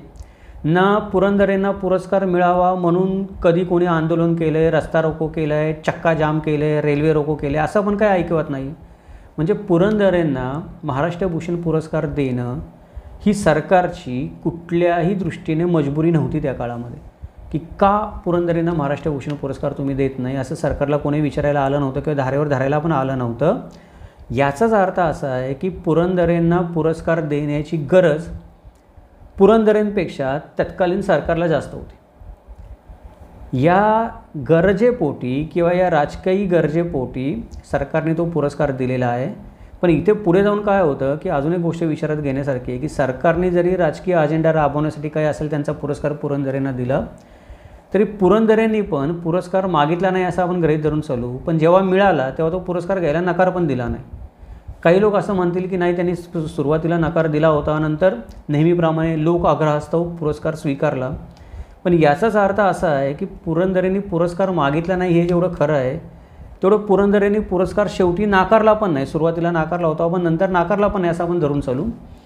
म्हणजे हा सरकार स्वतःच्या राजकीय गरजेपोटी देत असलेला पुरस्कार स्वीकारून बाबासाहेब पुरंदरेंनी स्वतःची सामाजिक व ऐतिहासिक उंची जनमानसामध्ये किती वाढवली ते बाबासाहेब पुरंदरेंनाच ठाऊक, त्यांनी काय कारणाने हा पुरस्कार स्वीकारला. परंतु सरकारने मात्र की बाबासाहेब पुरंदरेंना कोणी मागणी केली नसताना किंवा बाबासाहेब पुरंदरेंनी देखील स्वतः मागणी केलेली नसताना किंवा पुरंदरेंच्या लिखाणाबद्दल आक्षेप असताना आणि त्या आक्षेपामध्ये तथ्य असताना त्याची कुठली शहानिशा न करता द्यायचा म्हणून बळजबरीने पुरस्कार देऊन सरकारने मात्र स्वतःची आणि या पुरस्काराची दोन्हीची पण पद काय केलेली आहे, खालावलेली आहे असं माझं म्हणणं आहे. आता विषय हा आहे याच्यामध्ये की राजकीय अजेंडे राबवण्यासाठी हे अशा प्रकारचे पुरस्कार देणं सर्वथा अयोग्यच आहे. म्हणजे पुरंदरेत असोत किंवा अजून कोणी असोत, आपण बघतो की आता कंगना मॅडम आहेत आपल्या, त्यांनी असं काय मोठी अदाकारी दाखवली कुठे म्हणून त्यांना आपण पद्म पुरस्कार दिलं. किंवा अदनान सामीनं असं कोणतं मोठं राष्ट्रगीत गायले देशासाठी की ज्याच्यासाठी त्याला पुरस्कार मिळाला. सैफ अली खानने अशी कोणती गॉडफादरच्या लेवलची भूमिका केली म्हणून त्याला पद्म पुरस्कार मिळतो. ही सगळी माणसं त्यांच्या ठिकाणी त्यांनी केलेलंच आहे जे काही करायचं आहे कार्य ते. पण पद्म पुरस्कार मिळण्यासाठी अशी कोणती त्यांची मोठी आपण म्हणतो की कर्तबगारी होती. असे कितीतरी लोक आपल्याला दिसतील की ज्याच्यामुळं पद्म पुरस्कारांची काय झालेली आहे, पातळी खालवलेली. बाबासाहेब पुरंदरे महाराष्ट्र भूषण पुरस्कारासाठी योग्य नव्हते असं मी म्हणत नाही, पण ते कारण व्हॅलिड असलं पाहिजे त्याच्यासाठी ज्या कारणासाठी पुरस्कार दिला जात होते. बाकी आपण आपल्या देशामध्ये बघतो की केंद्र सरकार असू दे नाहीतर राज्य सरकार असू दे, हे राजकीय अजेंडे राबवण्यासाठीच अशा प्रकारचे पुरस्कार देत असतं आणि ते सर्वथा अयोग्य आहे. माझं असं म्हणणं आहे की पुरस्कार घेणाऱ्या व्यक्तीने पण याचा विचार केला पाहिजे की सरकार माझ्या आत्तापर्यंतच्या कार्याचा स्वतःसाठी काहीतरी मोठेपणा मिळवण्यासाठी उपयोग करून घेण्यासाठी तर मला पुरस्कार देत नाही. सरकारने पण या गोष्टीचा विचार केला पाहिजे की स्वतःचा मोठेपणा घेण्यासाठी आपण ज्या व्यक्तींना पुरस्कार देतो आहे त्यांना देऊन कधी आपल्याला तर कमीपणा येणार नाही विनाकारण. म्हणजे हे जे आपण बाबासाहेब पुरंदरेबद्दल बोलत नाही, बाकीच्या व्यक्तींबद्दल बोलतो आहे मी, की त्यांना पुरस्कार देऊन सरकारला पण कमीपणा येतो आहे का नाही याचा सरकारने विचार केला पाहिजे. दोन्ही बाजूनी विषय राहिला पाहिजे. आता राहिला विषय पुरंदरेंचा, शेवटचा आपण बोलू याच्याबद्दल थोडक्यामध्ये, की हे सरकारचं झालं, पण पुरंदरेंचं काय. तर साळुंखे यांनी त्यांचं पुस्तक प्रकाशित केल्यानंतर, म्हणजे माझं असं वैयक्तिक मत आहे की साळुंखे यांनी पुस्तक प्रकाशित केल्यानंतर आता ही गोष्ट आपल्याला मानण्याशिवाय पर्यायच नाही आहे की बाबासाहेब पुरंदरेंच्या इतिहास लेखनामध्ये अनेक अक्षम्य चुका झालेल्या आहेत. ही गोष्ट खरी आहे, कारण त्या पुराव्यानिशी, विचारानिशी, अभ्यासानिशी साळुंखे यांनी सिद्ध केलेली आहे. पण दुसरा मुद्दा असा आहे की ही गोष्ट जेवढी खरी आहे की या अक्षम्य चुका झालेल्या आहेत, तितकीच दुसरी पण गोष्ट खरी आहे की बाबासाहेब पुरंदरें इतकं छत्रपती शिवाजी महाराजांचं नाव प्रेमाने आणि बाबासाहेब पुरंदरें इतक्या वेळा घेतलेला माणूस महाराष्ट्रामध्ये सापडेल का नाही सापडेल याची शंकाच आहे. म्हणजे बाबासाहेब पुरंदरें इतका छत्रपती शिवाजी महाराजांवर प्रेम करणारा, म्हणजे 70 वर्ष प्रेम करणारा माणूस. आज मी पण विचार करतो, आज मी छत्रपती शिवाजी महाराजांबद्दल बोलतो, पण कदाचित 20 वर्षांनी बोलेन का माहीत नाही. म्हणजे कितीतरी माणसं आपण बघतो की इतिहासाचा अभ्यास करतात, बोलतात, वागतात, चालतात, पण एक आयुष्य वाहून घेणं 70-80 वर्ष, ही जी निष्ठा बाबासाहेब पुरंदरेंनी दाखवलेली आहे, ही शिवनिष्ठा आपण लोक म्हणतात, ती पण तितकीच खरी. म्हणजे त्यांनी अक्षम्य चुका केल्यात इतिहास लेखनामध्ये खरं आहे, पण त्यांची शिवनिष्ठा पण तितकीच खरी आहे, दुर्दम्य आहे, अभंग आहे, सत्य आहे आणि प्रामाणिक आहे. त्यामुळे जर एका वाक्यामध्ये जर सांगायचं म्हणलं या सगळ्या गोष्टींबद्दल, की लोक मला विचारतात की बाबासाहेब पुरंदरेंबद्दल तुमचं मत काय आहे, तर मी माझं मत एका वाक्यामध्ये लोकांना सांगत असतो की बाबासाहेब पुरंदरेंबद्दल माझं मत हे आहे की पुरंदरेंकडून इतिहासद्रोह घडलेला आहे. इतिहासद्रोह घडलेला आहे म्हणजे काय, त्यांच्याकडून चुकीचा इतिहास लिहिला गेलेला आहे, हे सिद्ध करणारे पुरावे उपलब्ध आहेत, तो लिहिला गेलेला आहे. पण बाबासाहेब पुरंदरेंकडून शिवद्रोह कधीच घडलेला नाही. म्हणजे बाबासाहेब पुरंदरेंनी शिवाजी महाराजांचा अवमान होईल, अपमान होईल, शिवाजी महाराजांना कमीपणा येईल असं कुठलंही लिखाण, कुठलाही उद्गार, कुठलाही उच्चार त्यांच्या आयुष्यामध्ये कधी काढला नाही.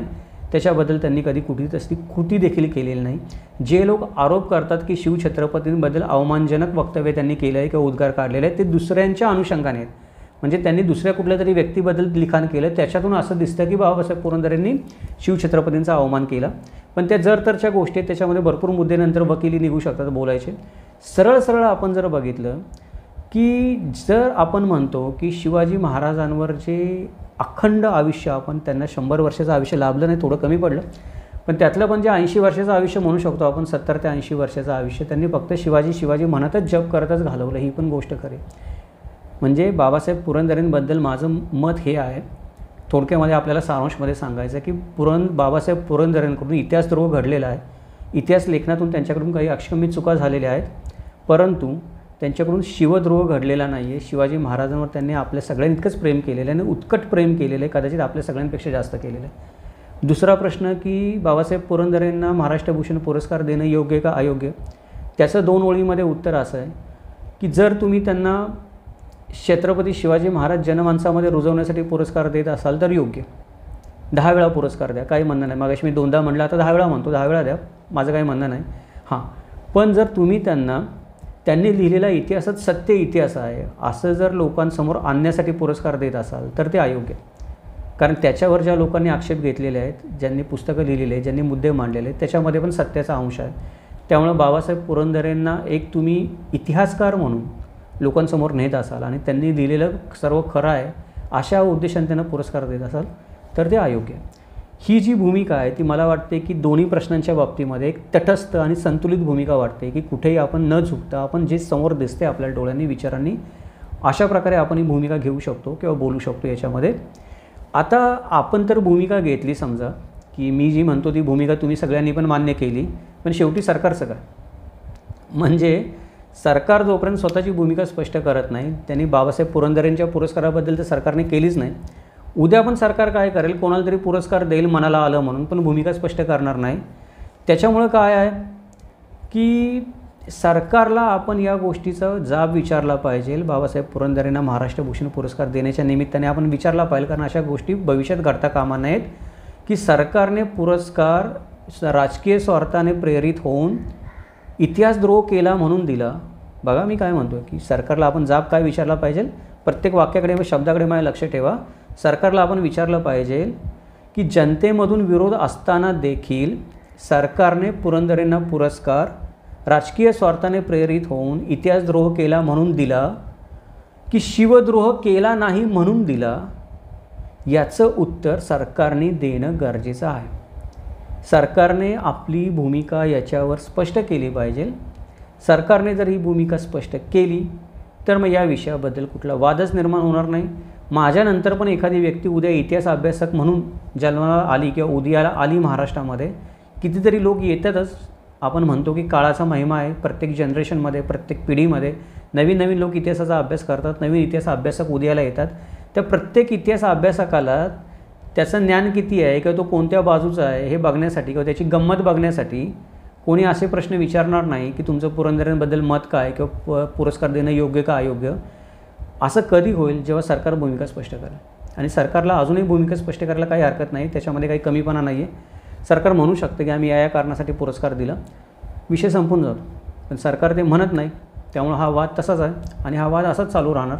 कारण हा वाद बाबासाहेब पुरंदरेंचे समर्थक आणि विरोधक याच्यामधला नाही. हा जो तिसरा कोण मी सांगतो की या तिसऱ्या कोणाने ही सगळी आग लावलेली आहे याच्यामध्ये, की एक निसंदिग्धता ठेवलेली आहे त्याच्यामध्ये, की आपण म्हणतो की निसंदिग्धता नाही, संदिग्धता ठेवलेली आहे त्याच्यामध्ये, की निकष स्पष्ट नाही आहेत, कोणत्या कारणाने दिला ते स्पष्ट नाही आहे. त्याच्यामुळे नेहमी लोकांना वाद घालायला जागा निर्माण होते. सरकारचा दोष आहे असं माझं म्हणणं आहे. बाकी नेहमीप्रमाणे आता मला वाटतं परत एकदा 1 तास 27 मिनिट झालेत, म्हणजे 1.5 तास झाला आहे बरोबर. मी व्हिडिओ तरी कितीतरी वेळा प्रयत्न करतो मी की कितीतरी मुद्दे सोडून द्यावेत, थोडक्यामध्ये बोलावेत, तरी पण विषयच असे असतात की ते पूर्ण एकाच भाषणामध्ये केले किंवा एकाच व्हिडिओमध्ये केले तर समजतात, म्हणून व्हिडिओ आपला कधी कधी लांबतो. जर तुम्ही इथपर्यंत व्हिडिओ खरोखर बघितला असेल तर तुमच्या सगळ्यांचे खरोखर मनापासून आभार. कारण 1.5 तासाचा व्हिडिओ बघणं हे काही सोपं काम नाही आहे. शिवाजी महाराजांवर प्रेम असल्याखेरीज आपण ही गोष्ट करू शकत नाही. त्यामुळे आपल्या सगळ्यांचे परत एकदा एवढा मोठा व्हिडिओ बघितल्याबद्दल आभार. दुसरा महत्त्वाचा मुद्दा आहे की इथे जे काही मत मांडलेलं आहे ते मी माझी मतं सारांश म्हणून जी देऊन शेवटी मांडलेली आहेत तेवढीच आहेत. बाकी इतर लोक काय म्हणतात त्याच्यावर आपण चर्चा केलेली आहे.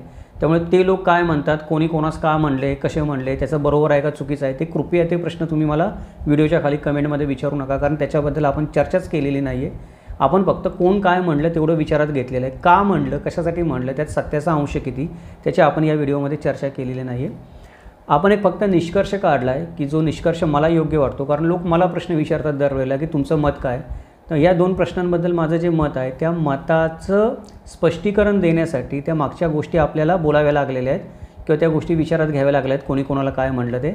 बाकी त्याचा जास्त या व्हिडिओशी काही संबंध नाही आहे. तर कृपा करून कोणी त्या गोष्टींमध्ये जाऊ नका कमेंट करताना. नेहमीप्रमाणे अशी माझ्या आपल्या सगळ्यांना नम्रतेची विनंती आहे. ही विनंती करायचं कारण असं आहे की दिवसाला कधी कधी 100 नाही तर 200 कमेंट येतात, प्रतिक्रिया येतात. वेळेअभावी प्रत्येक प्रतिक्रियेला उत्तर देता येणं शक्य होत नाही. माझी इच्छा असते प्रतिक्रियेला उत्तर देण्याची, पण एवढ्या प्रतिक्रिया आल्यानंतर उत्तर देता येणं कोणालाही शक्य नाही. त्याच्यानंतर महत्त्वाचा मुद्दा हा आहे की हे मुद्दे असे आहेत की वादाचे मुद्दे आहेत किंवा स्पष्टीकरणाचे मुद्दे आहेत. त्याचं उत्तर, प्रश्न जरी एका वाक्यामध्ये तुम्ही प्रतिक्रियेमध्ये विचारला तरी त्याचं उत्तर मला कधी कधी 10-20 ओळींमध्ये लिहावं लागतं. ते लिहिण्यामध्ये पण भरपूर वेळ वाया जातो. एकाच प्रश्नाचं उत्तर लिहित बसलो मी तर बाकीच्यांच्या प्रतिक्रियांना उत्तर द्यायला मला वेळ मिळत नाही. त्याच्यामुळे होता होईल तो व्हिडिओचा आशय समजून घ्या, व्हिडिओचा विषय समजून घ्या. आपल्याला नवीन माहिती हवी असेल किंवा आपल्याला अजून माझ्याकडून काही माहिती असेल तर मुद्द्याला धरून प्रतिक्रिया विचारा. मला उत्तर द्यायला काही समस्या नाही आहे. मला जेवढं होईल माझ्याकडून तेवढा मी प्रयत्न करतोच आहे. कधी कधी मी रात्री 10 वाजल्यापासून ते 3-4 वाजेपर्यंत प्रतिक्रियांना उत्तरच देत बसलेलो असतो की जे लोक खरोखर जेन्युइनली विचारतात काही ना काही माहिती त्यांना. पण विनाकारण चर्चा करायची म्हणून, विषय वाढवायचा म्हणून, टीका करायची म्हणून, ट्रोल करायची म्हणून प्रतिक्रिया देऊ नका. त्याच्यामध्ये कारण आहे की आपल्या सगळ्यांचाच वेळेचा अपव्यय आहे. त्यामध्ये एखादा नवीन मुद्दा आपण त्या वेळेमध्ये समजून घेऊ शकतो. त्या व्हिडिओचा आशय हा आहे की जे 2 प्रश्न उपस्थित केले जातात की पुरंदरेंबद्दल तुमचं मत काय आणि पुरस्कार देणं योग्य का अयोग्य त्याच्याबद्दल मी माझं मत मांडलेलं आहे आणि त्या मताच्या स्पष्टीकरण देण्यासाठी बाकीचे लोक कोण काय म्हणले त्याचा फक्त आपण संदर्भ घेतलेला आहे, ती माझी मतं नाही आहेत. हे प्रत्येकाला त्या प्रतिक्रियेमध्ये परत परत सांगावं लागू नये म्हणून आता इथे व्हिडिओच्या शेवटी सांगावं लागतं आहे म्हणून सांगतो. बाकी आपल्या सगळ्यांचं नेहमी स्वागतच आहे.